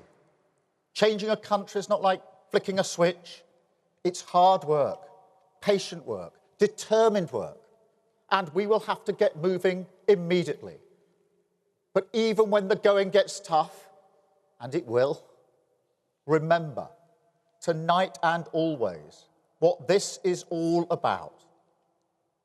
Now, I may have mentioned my parents a few times in this campaign, once or twice. But the sense of security we had, the comfort they took from believing that Britain would always be better for their children, the hope, not high-minded, not idealistic, but a hope that working-class families like mine could build their lives around. It is a hope that may not burn brightly in Britain at the moment, but we have earned the mandate to relight the fire. That is the purpose of this party and of this government. We said we would end the chaos, and we will. We said we would turn the page, and we have. Today we start the next chapter, begin the work of change, the mission of national renewal, and start to rebuild our country. Thank you. A rapturous reception for Keir Starmer, the Labour leader, and tomorrow, our new Prime Minister. Celebrating his victory with a crowd of activists at a location in central London, telling them it feels good, enjoy it, but also making a promise to everybody watching, making a promise to the country to, as he said in this campaign, as he said again in the early hours of the 5th of July, return government to the service of the people. And that brings a close to 14 years of Conservative successive governments. And Sir Keir Starmer, smiling there with his wife, Victoria, hopes it will bring an end to an era of genuine political turmoil, whether it's the independence referendum, the Brexit referendum, successive general elections, the pandemic, the coalition. He's promising not just change at the top, but change for the country. But huge challenges ahead, which he's well aware of, despite tonight's smiles. But Chris, huge change. And I was struck as well by his words. There was nothing inevitable. Election victories don't fall from the sky. It's pretty important to reflect on where Labour was 5 years ago to where are we now? 343 seats at 5:10 in the morning, the night after an election, where Labour was in 2019. It's an extraordinary moment, isn't it, that we've witnessed in just the last few minutes, looking as we are now at the man who will be the UK's Prime Minister by lunchtime, inheriting as he did the Labour leadership after its worst defeat in parliamentary seat terms since 1935 at the last general election, and where we've gone in two successive general elections in the UK from a landslide for the Conservatives to a landslide for the Labour Party, a volatile, fickle electorate willing to change its mind much more quickly in many more places than it's ever been willing to do so before, meaning that any incoming government whatever the size of its majority, as the Conservatives have learned, can't be certain as to where that will lead if they are not seen by the electorate to deliver. It's been very striking following Keir Starmer in the last few weeks that he has never wanted to appear exuberant, never wanted to appear complacent. He's allowed himself a smile, as well as he might, really, given a little relaxed there, the size of the majority he is heading towards. Those numbers ticking up frequently as we speak. But he knows two things, doesn't he? One is that the Labour share of the vote, given the size of the majority that they're going to have, isn't that large. And then secondly, to state the obvious, but it's worth stating, the challenges that the Labour government will inherit, whether it's the tax burden or the state of public services, many other things as well, not least the picture internationally, is huge and is difficult. And a lot of those issues aren't magicked away by a giant majority. And so those questions will come thick and fast, as he acknowledged, Sir Keir Starmer there, for an incoming Labour government, not least from a chunk of the electorate who might expect things to change rather quickly given the size of the mandate he's going to have. OK, we're going to stay on those pictures. I think it's the Turbine Hall, I think, at Tate Modern, but correct me if I'm wrong. I'm sure no, you're it right. won't take long. Is. Am I right? Yeah? Yeah. I like a bit of art. Let's go, though, to one of Sir Keir Starmer's colleagues, somebody who's highly likely to be in the Cabinet before tomorrow is out, Ed Miliband, at his count in Doncaster. Congratulations to you, Ed Miliband. What's going through your mind? Huge joy, relief that the 14 years of Conservative government are over. And I just want to start by paying tribute to my friend Keir for the extraordinary job he has done in getting Labour to this point and becoming our next Prime Minister. I first met Keir in 2008. If you had told either of us then that this is the course that events would have taken, I think we would have doubted you. But it is a sign of his steeliness, his determination, fundamentally his decency and integrity.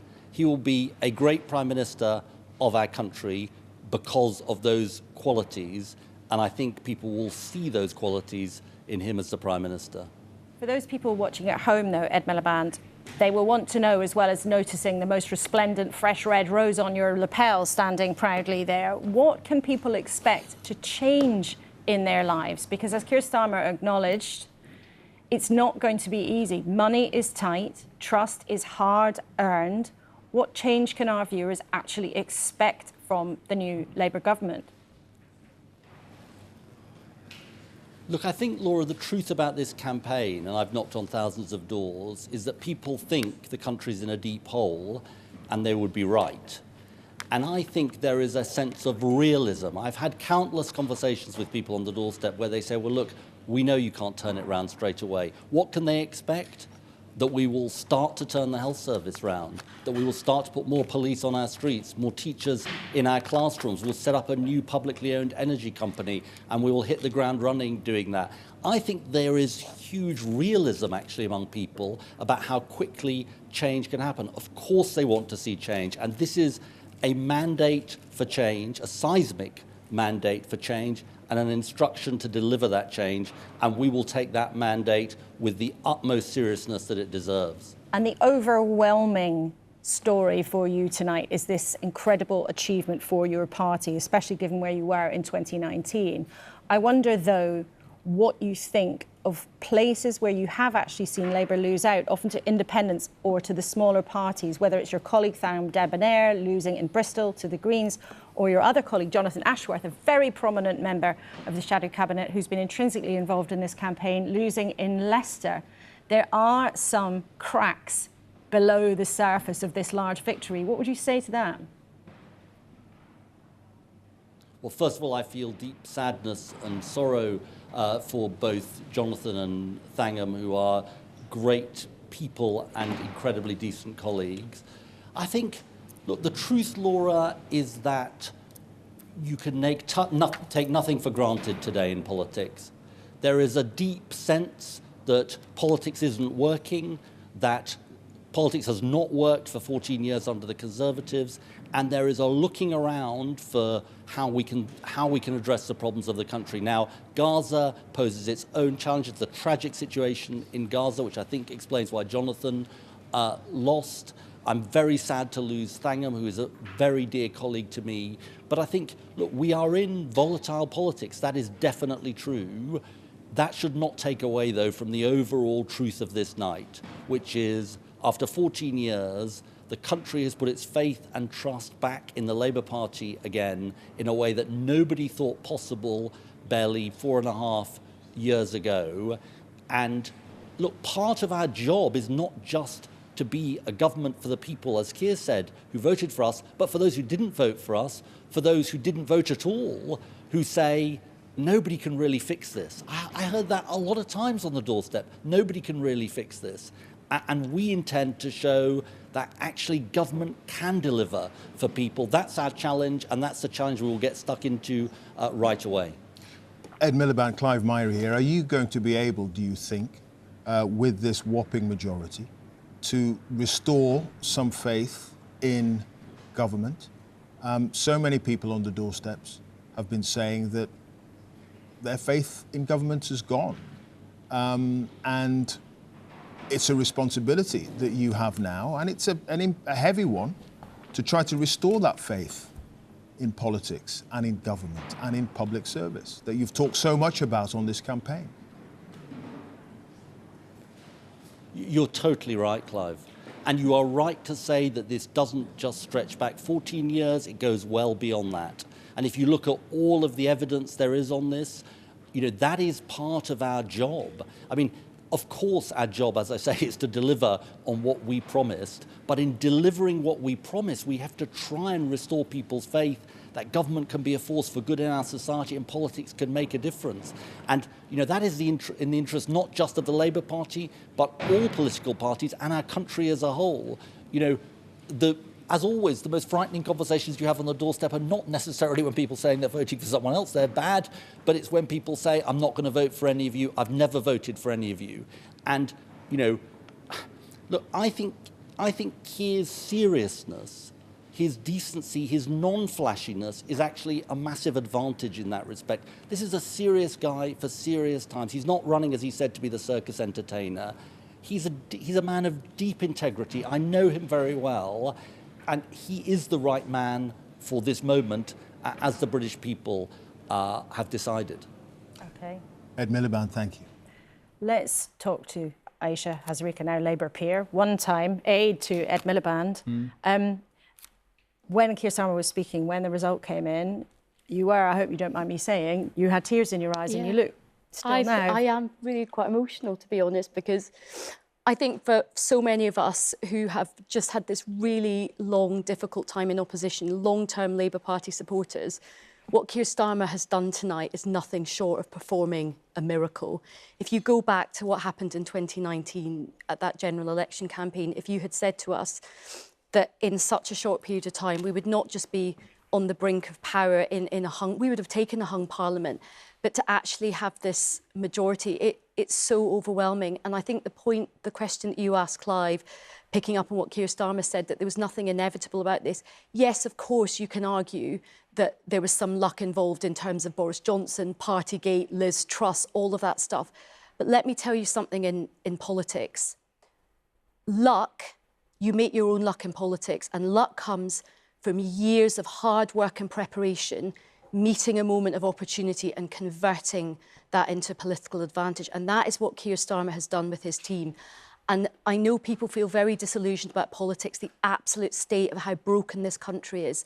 But if you look what Keir Starmer has done in 4 years, I just think he will do really good things for this country because he is decent, he is hardworking, he is sober, he is committed, he's got something noble about him. We are sick of the out-of-control car crash circus that has been in politics, which we as Westminster watchers, it's quite fun for us to follow. Out there in the country, it's affected people's everyday lives. They can't pay their mortgages. They can't get food on the table. They're worried sick about their kids. They can't see a doctor. They can't get a policeman round to their house. This country needs fixing. And I genuinely say, with such hope that I do think Keir Starmer is the man to do it. OK, Aisha, well, thank you very much indeed. I can see it really is genuinely a moment that means a huge amount to you, but my goodness, what a weight there is now on Keir Starmer's Absolutely, he has to shoulders. deliver, and he has to win with humility and concentrate on deliver. No frat boy hubristic punching the air. He's got to work hard and deliver. I can't quite imagine him ever punching the air. No, that's true. Maybe in the football stands, but that's probably true. That's pushing it a little bit. Pushing it a little bit. Who knows? We go from the future Prime Minister to a past Prime Minister, Liz Truss, and her seat in South West Norfolk. Apparently, Ros Atkins is reporting for us down there. It's on a knife edge.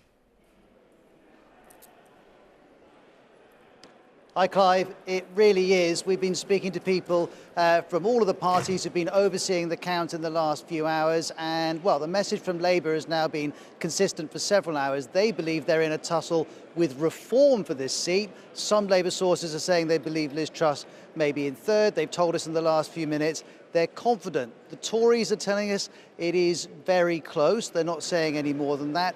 Some other parties have also said they believe this is either a three-way race or a two-way race that doesn't involve Liz Truss. Now, none of that means that's going to be the result, but it is an illustration of the fact that we are well into the evening. The counting is still going on, but it's almost finished, and yet no one here is really sure of which way this is going to go. In the next few minutes, though, we expect we will find out. All the candidates will be on the stage just behind me, and of course the results will be read out. One piece of context which is worth mentioning, just a few minutes ago, the results of North West Norfolk were also announced here in King Lynn, and despite the initial exit poll from the BBC saying there was a 66% chance of Labour taking that, actually the Tories have held that seat with a majority of around 5,000. Now, that's a long way down from the previous majority of well over 20,000, but nonetheless, it's a hold. I was just chatting to one member of the Conservatives a moment ago, and he said, we're relieved. I said, what about Liz Truss's seat? And he said, we're not sure which way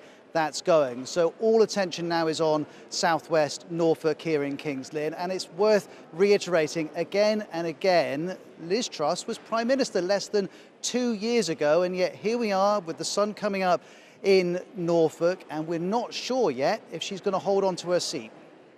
Incredible, absolutely incredible. Ros, thank you for that. That would be an incredible moment. The former Prime Minister. It's been an incredible night. It has been an incredible night for the Labour Party. Now, Rita, we can update our numbers, our forecast. Remember where we started with the exit poll? Where are we now? Has Sir John been getting it right? Do you know, I think he has. Thank God for that. Yeah, I didn't want to set you up to have to say no. That would have been a bad moment. That would have been a bad thing.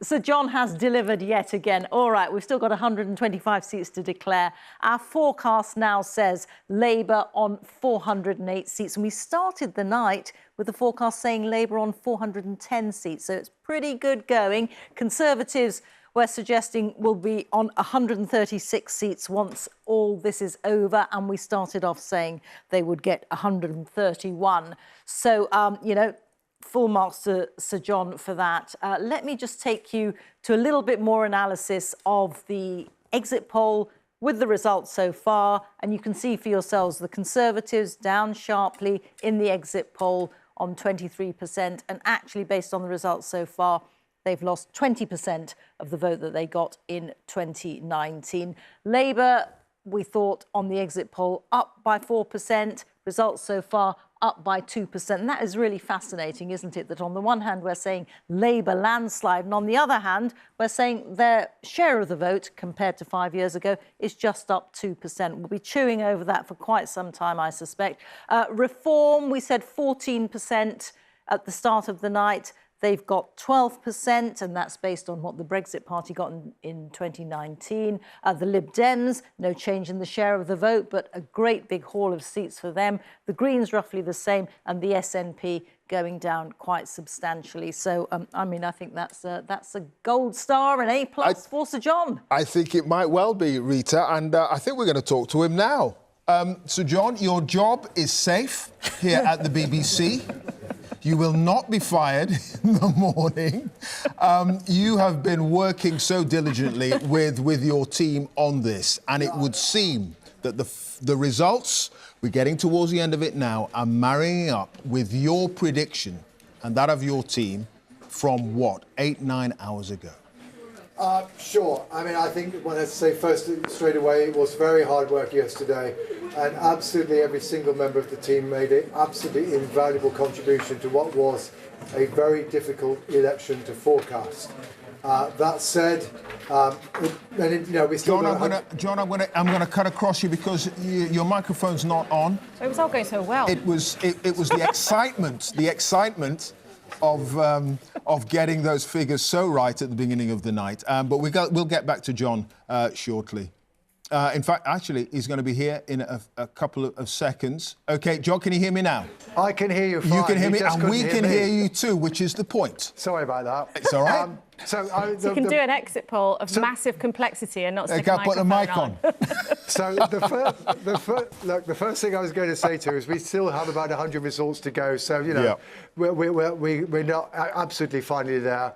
But what I was then going on to say is, look, this is not just me. This has been a very substantial multi-person operation. It was quite a hard election to model. It required a lot of work, much more difficult than most other elections that we've previously been involved with. And, fingers crossed with, as we said at the beginning of the night, we weren't quite sure about reform, and indeed we did somewhat overestimate them. In the end, we did say the SNP were going to do really badly, and I suspect most people didn't believe us. We weren't quite sure ourselves.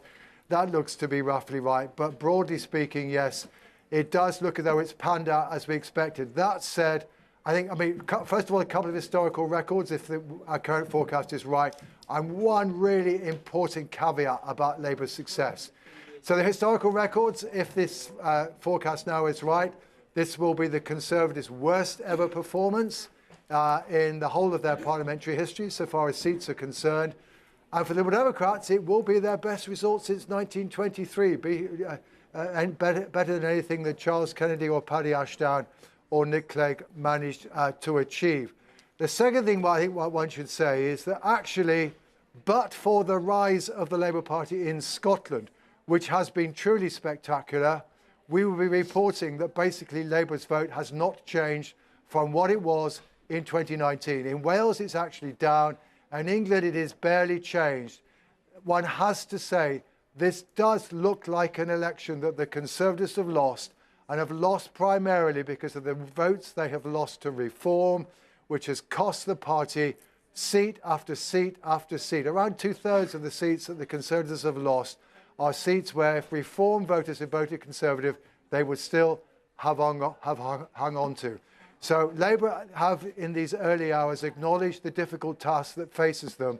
I think they also need to realise that while they have won the right to govern the country, they are not necessarily backed by a very high proportion of the country, and they've still got an awful lot of people to win over during the course of their term of office. Sage words. Thank you, John, and to your team for all the work that you've put into this. Absolutely. And one place where their predictions look pretty in line with what's been going on is in Scotland. So just to remind you, the state of the parties, Labour have gained 36 seats there. They're now on 37. And actually, I've got to say, a few months ago, that would have been the stuff of Labour's dreams.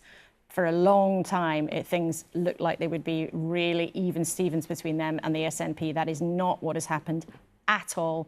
Alex Salmond, the former SNP leader, suggested to us about an hour ago that it meant the SNP's claim of a mandate for independence from this election would be laughed at. Let's see what James Cook, our Scotland editor, has to make of what's been going on. James, this is a disaster for the SNP, isn't it?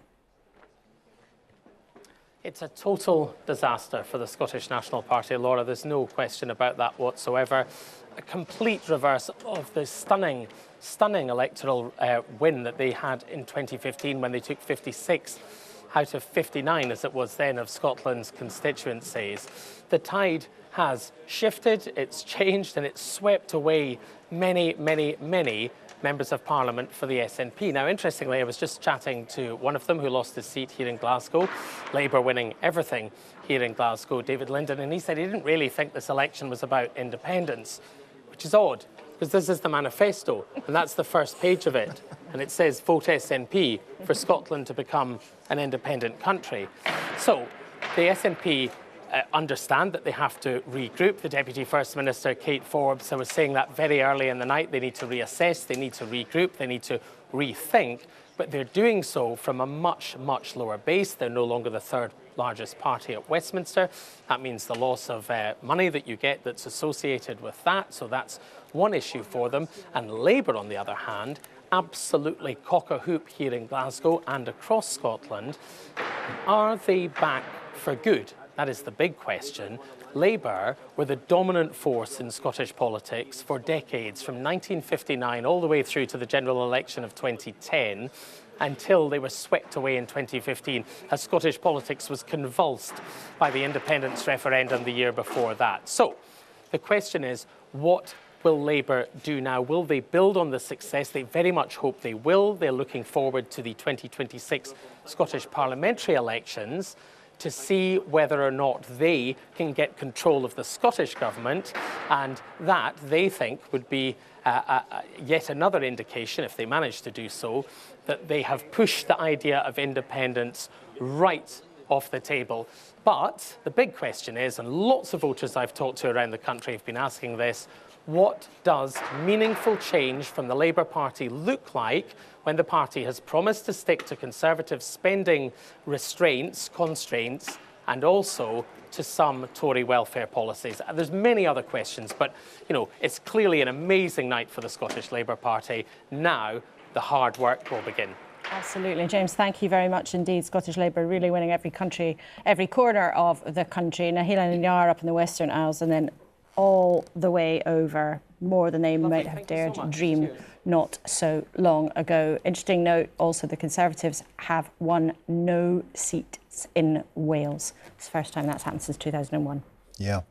We're going to go to Northern Ireland now. Andrea Catherwood.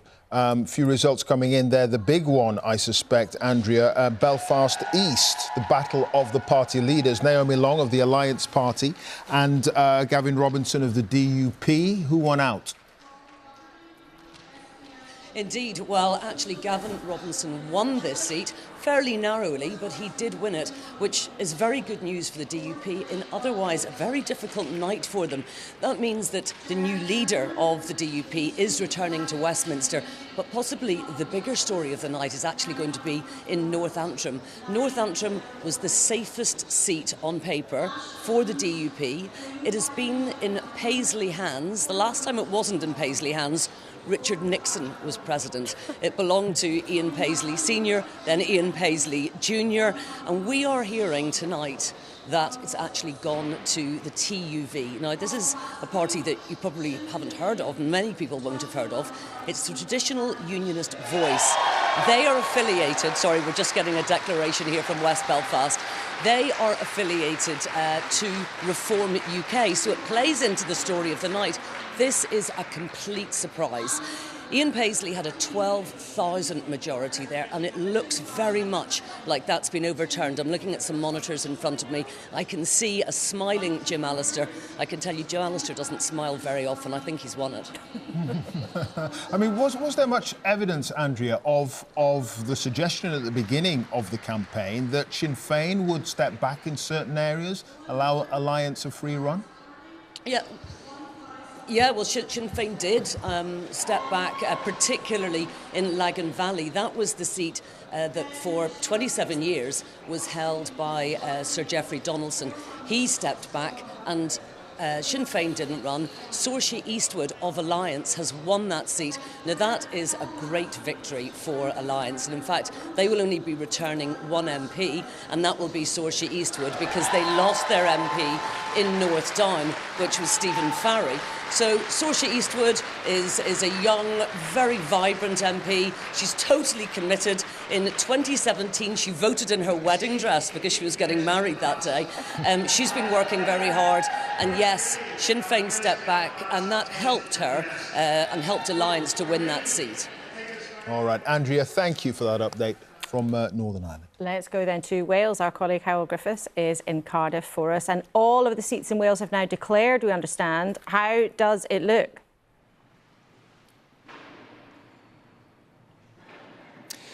Wales looks once again like a Tory-free zone. The first time in almost 2 decades that the Welsh Conservatives have failed to win any seat whatsoever.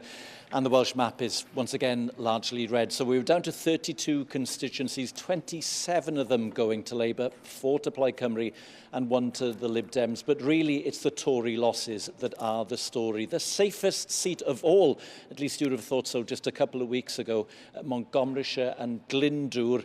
That was held previously by Craig Williams, the MP caught up in the betting scandal. He was suspended as a candidate. He was relegated to 3rd place behind Labour and then Reform. In fact, Reform doing well, coming second in several seats. The Tories also losing to Labour in Monmouthshire, where the Welsh Secretary, David T.C. Davis, was quite quick to declare himself no longer an MP. He said that at the start of the evening. And over the course of the evening, some of his predecessors as Welsh Secretary, Alan Cairns losing in the Vale of Glamorgan, Stephen Crabb losing in Pembrokeshire, Simon Hart, also the Chief Whip, a key figure in the Sunak government, or what was the Sunak government. He's also gone, losing Caerfyrddin. That seat going to Plaid Cymru. They've had a pretty good night. Their expectations were low, talking about 2 seats. Actually, they got 4, and their vote share in several seats went up. Vote shares are pretty important in Wales, not so much for this election, but for next time. There's a Senedd election 2026, and that's where Reform may be very, very confident now. Coming second in several seats, doesn't get them anything tonight, but may well augur very well for them in 2026. Hywel, thank you. Let's go straight to another declaration coming in Brighton. The sound isn't great, but we're going to try to listen in and see what's happening there. Constituency are as follows. Sorry.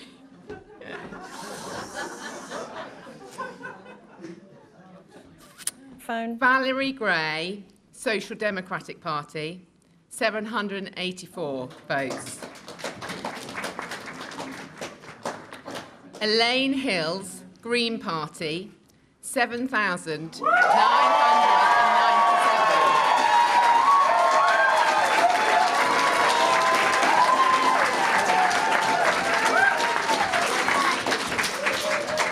Stuart Malcolm Stone, Liberal Democrats, 3,949.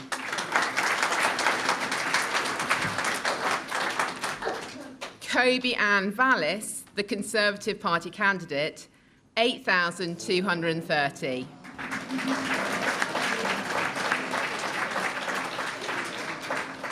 Emma Lucy Wall, Independent, 1,833.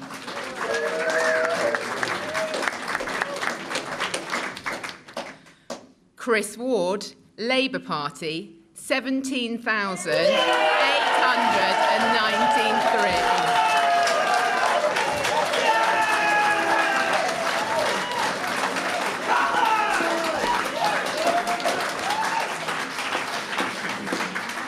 The number of ballot papers rejected was as follows. Now, that's Labour's Chris Ward who's been elected there. Forgive me, that was not the Brighton Pavilion result, where the Greens are hoping to hang on. That was the neighbouring seat, Brighton Kemptown. Now, it was controversial because a Labour former MP of the left was booted out there. He wasn't allowed to stand. And Chris Ward, the man with the red rosette there, very close aide of Keir Starmer for a long time, has now taken that seat. So Labour have held Brighton Kemptown, but with a new face there, Chris Ward. He becomes the latest Labour MP to take their total now to 374. You can see the numbers there changing on your screen. So at 5:40 in the morning, Labour is on course for an extremely handsome majority, having won the general election of 2024. Much of those seats happening in Scotland. Indeed, which takes us straight to Glasgow. And Anna Sauer, leader of Scottish Labour, joins us. Thank you for being with us. First of all, your response to the night. Look, it's an incredible and historic night here in Scotland and right across the UK. And I want to say a huge thank you to people in Scotland for putting their faith and trust in the Scottish Labour Party. We recognise their demand for change, and tomorrow that hard work begins in order to, yes, move away from the chaos and division of the Tories, but to start that journey for change. They have rejected the Tories after 14 years. They've clearly rejected the SNP, who are incompetent in government here after 17 years, and that's why we need change both right across the UK and here in Scotland. The biggest gains for Labour nationally were actually in Scotland. In Wales, they're down. In England, it's about even. In Scotland, that's where part of the real success has come. Well, it's incredible when you look at the national and regional breakdown that I think we have doubled our share of the vote here in Scotland. We had our worst result since 1910 at the last general election. We returned only one MP, coming fourth in the general election here in Scotland. And in 4 years to have turned that round to where we have won a clear majority in Scotland, won the election, is of course phenomenal, but we've still got work to do. And people have put their faith and trust in us. I want to say a genuine thank you to each and every single one of them, particularly those actually who may have voted for other political parties in the past, who may even have supported independence in the past. I recognise your desire for change, I recognise your demand for change, and we get to work straight away to deliver for you and your family. Anna Sarwar, as we're speaking, Douglas Ross, the Conservative sometime leader in Scotland, has lost his Westminster seat. Viewers might remember he was replacing a former MP in the battle there, which raised eyebrows locally, but he has lost his seat. But he's lost his seat to the SNP. I mean, could you say to our viewers tonight, hand on heart, that somehow the SNP disaster tonight means their call for independence can disappear? You still have a significant chunk of the electorate in Scotland that hopes for that to happen. Well, I think what's happened today clearly is people recognising that they want government to work, and they don't feel the UK Tory government has worked, and that's why they rejected them so decisively. But actually neither do they think this SNP Scottish government is working for them either, and that's why the SNP has been rejected so decisively tonight as well. And I make no bones about it. People know my view. I don't support independence. I don't support a referendum, but I can understand why so many people have been crying out for change and may have looked for an escape route. Well, we have got rid of the Tories. They're done. They're out. The Tory government has come to an end after 14 years. We now have a Labour government that can start delivering for the people of Scotland. And I want to reach out to everyone right across that divide on the constitutional question to say whether you were Leave or Remain, whether you were yes or no, the Scottish SNP government's not working for you either. And I want to pull our country together to deliver that two-stage process of change. But that's interesting. You've said clearly that this election result, whether it's about the Conservatives on a UK picture or the SNP on a Scottish picture, you've said there this is about competence, not the Constitution. So you are not saying that this result shows the independence debate is over in any sense. Look, I've always said it's for the people of Scotland to decide, and they have decided tonight. They've decided they want the end of a Tory government. They've decided they want a Labour government, and they've decided that this SNP government also needs to change too, and they're not happy with its performance. Scottish Labour is now the party of change, but we've changed our party over the last 3 years. We've worked with hard work and humility and energy so we can look people in the eye in this election and try and earn their trust, earn their support. That doesn't stop now that we've won the election across the UK, and anything that ramps up. And I'm absolutely determined that our Scottish Labour MPs, that will be the heart of a UK Labour government, start to deliver straight away for people here in Scotland. And we will redouble our efforts as we prepare for the election in 2026. Because I want to serve people in Scotland regardless of their view on the Constitution, because it's far too important. And far too many people are being let down right now by two failing governments. That change starts tomorrow. OK, Anna Sarwar, thanks for joining us from Glasgow. You see, politics never stops. He's already thinking about the Holyrood election in 2026, and it's only 5 in the morning. Yeah. And the general election, 2024.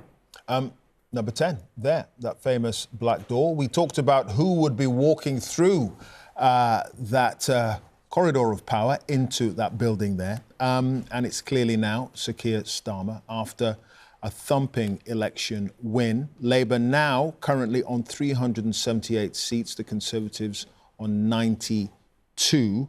Jeremy Vine has more on the changing landscape within Britain now. Jeremy. Yes, Clive. So we've got our hexagon map because it's so clear, this. It shows the impact of the result because it makes every single constituency the same size. You talked about 378 Labour seats. Well, here we are looking at the Labour gains. So before tonight, these were the colours of the Labour gains: blue in England and Wales, and Scotland, SNP yellow. And what I'm going to do then is just show you the seats as they were. Let's just grow these hexagons so they actually go to the height of the majority that they had before. Let's see this. Right, there we go. Now you can see, particularly classically in the south, east, southwest of England, very big Tory majorities. I'll just point out 3 seats as well, if I can, just round here. So we have these 3 very big majorities in Cannock Chase, Lichfield and Tamworth, those 3 seats right next to each other. Now we'll go back to all of them together. And what I'm going to do now is animate the map so you see the seats change and you see the new hexagons come on, the red hexagons at the height of the new Labour majority. Let's have a look, because this is very dramatic here. This effectively is the 2024 election result here. All of those seats, blue in England, yellow in Scotland, replaced by Labour red, and some safe Tory seats becoming safe Labour. That's truly remarkable, isn't it? It is remarkable, truly remarkable. Thank you, Jeremy. Danny Finkelstein is here, long-time Conservative watcher and columnist for The Times. The Conservative scale of defeat, the worst ever in parliamentary history. Yes, I'm not surprised, though.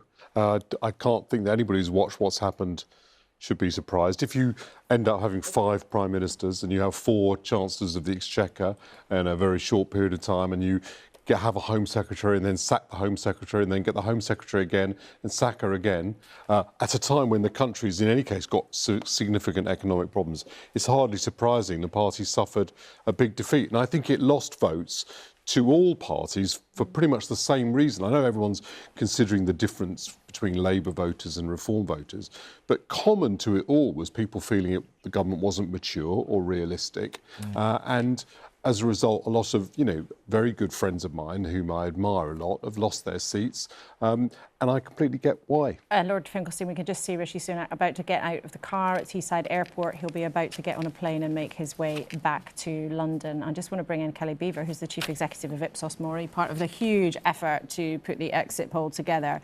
And you spend your life studying all of these things. If people are putting on the telly at 10 to 6 to get up for an early shift and they haven't been following things overnight, Labour's won the general election. Yes. What's the scale of the change we've seen? Absolutely seismic, the change that we've seen from Labour in this election. But I would point to, as we heard earlier from Sir John Curtis, the Conservative defeat, which is probably a bigger story in this electoral contest today. You can see some of the issues like views on competency in government feeding through, and also they've been flanked by reform, as the Conservatives have also been suffering from this disillusion of politics, concerns amongst certain constituencies about peaky issues like immigration, where Reform have really been able to make progress and damage their share. So I think it's a sort of tale of 2 stories, if you will, but there's definitely a big incumbency impact here, both in the UK more broadly, but in particular in Scotland, where we're seeing that issue too. So essentially, if you were in charge, you're getting hammered. You are, you really are. And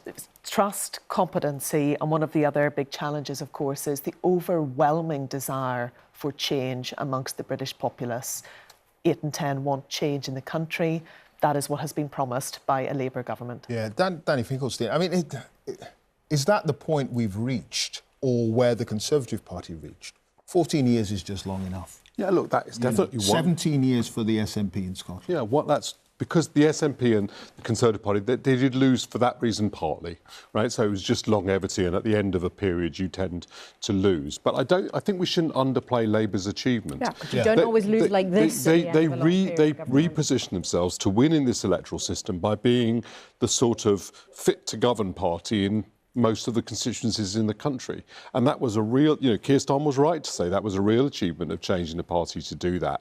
And so I think, one of the things people are fed up with is Tories just talking about themselves and Tories talking to each other and arguments between Tories. there's now going to be a Labour government with a massive majority. So we need to start considering, analysing what they've done. And, you know, you've got to look at it. And electorally, it's been very impressive what they've done. And they understood what the electoral system they were fighting in, and forced an election. The left designed to maximise that. And the left effectively has found a way of uniting, even though the Liberal Democrats are outside the Labour Party, by, you know, targeting their votes. The right has split. So the advantage the Conservatives have had for a century, really, in the electoral system has turned into a disadvantage. If we can be a bit more brass tacks about it, though, Danny, the promise from Rishi Sunak and the people around him was that he was not going to be chaotic. He was going to be able to bring the Conservative Party up to where he was. When he moved into number 10, the idea was he was more popular than the Tory Party, even though he hadn't won the Tory leadership, and he would drag the party up to meet him. And instead, actually, his personal ratings went down and down and down. I mean, one of the essay questions for the Tory party is going to be, did Rishi Sunak make it worse? And was it a mistake to call the election in the summer rather than wait till autumn to give him a better chance? I mean, he ended up managing the party rather than the country. And I always thought that was a mistake. The counter to my point is maybe the party, maybe that had to happen. Maybe he simply couldn't otherwise be Prime Minister at the head of the Conservative Party as it was. But I felt the moment he decided to do that, it doomed the party to lose at the election. But the real reason why the Conservative Party lost the election is because in Boris Johnson and Liz Truss had appointed people who were simply not suitable for the office, even though they're both people who were perfectly capable in different ways. And Boris Johnson was removed because people felt he didn't have integrity, and Liz Truss was removed because the economy nearly went over a cliff. And once you've done that, how are you going to win the election? Except by unhaving parties and unlying to Parliament and Liz Trussifying the economy, and you can't do that. Is that what happens when you have a very good majority? Was there a danger of becoming complacent with 80-plus seats from Boris Johnson on down? And do you potentially see a similar thing happening with Labour at some point? Well, it could. At the moment, I think I think they're showing maturity in their approach. It could eventually happen without any question. But, you know, when the Conservatives started talking about, I don't really remember this 5 families, right? And, you know, it was preposterous. It was embarrassing to watch that. And people hadn't followed I think it was outlining 5 different tribes in the Tory party. So the party was so split that publicly, as journalists or pundits like you or journalists like me, you could sit and say, well, there's 5 groups. And the public can see that. It was also the self-aggrandisement of using the term from The Godfather to describe the party. So the party did, you're right, Clive, become so used to power, it thought that it didn't have to, you know, go back to the electorate. And when it chose its leaders, it did the same thing. It chose Liz Truss, despite the fact that I think she was likely to propose something that wouldn't work and people wouldn't want, and then did that and ended up losing office in only 50 days. But members you're criticising? Yeah, I'm critical of everybody who was involved in that decision. But, you know, let's face it, I was also responsible because, as a Conservative, I share a degree of collective responsibility. I'm happy to accept it. I was putting an argument the whole time for a party that was more moderate and more reasonable and more considered and achieved more, which I think would have got votes back from Reform as well as Labour. But I didn't win that argument, and I think people like me have got to reflect, why did we not? Why did we not enthuse people? Absolutely. All right. Danny, a little bit more from you a bit later on. The sun has risen, and look at this. Over number 10.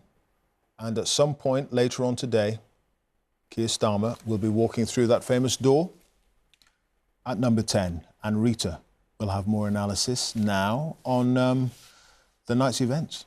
Yeah, the shape of the night that we've just had with dawn breaking. Look, we've got 76 seats left to declare. This remains our BBC forecast. Labour on 408 seats, the Conservatives on 136. Let's see how we got here, because some very, very well-known faces over the years in Westminster are now out of Parliament. They include the Defence Secretary Grant Shapps, who's lost his seat in Welwyn Hatfield. They include Alex Chalk in Cheltenham. He's the Justice Secretary, or he was, because he's now no longer an MP. They include Gillian Keegan, Education Secretary, as was. She's lost her Chichester seat to the Liberal Democrats. I've got another screen of people in exactly the same position. Penny Mordaunt, the leader of the House of Commons, lost her seat in Portsmouth North to Labour. Michelle Donnellan, Science Secretary, lost her seat in Wiltshire to the Lib Dems. And Johnny Mercer, Veterans Minister, lost his Plymouth seat to Labour. But it hasn't all been totally one way. Oh, no, I've got a few more to show you first. Robert Buckland, former Lord Chancellor, he's lost his Swindon South seat to Labour. Therese Coffey, who you'll remember was Deputy Prime Minister to Liz Truss for a short period of time. She's lost her seat to the Labour Party. And Jacob Rees-Mogg, arch-Brexiter, has lost his seat to Labour in Somerset as well. As I was getting ahead of myself, I was trying to say... Let me try that again. Oh, is my screen going to change? It is. Hasn't been totally one way.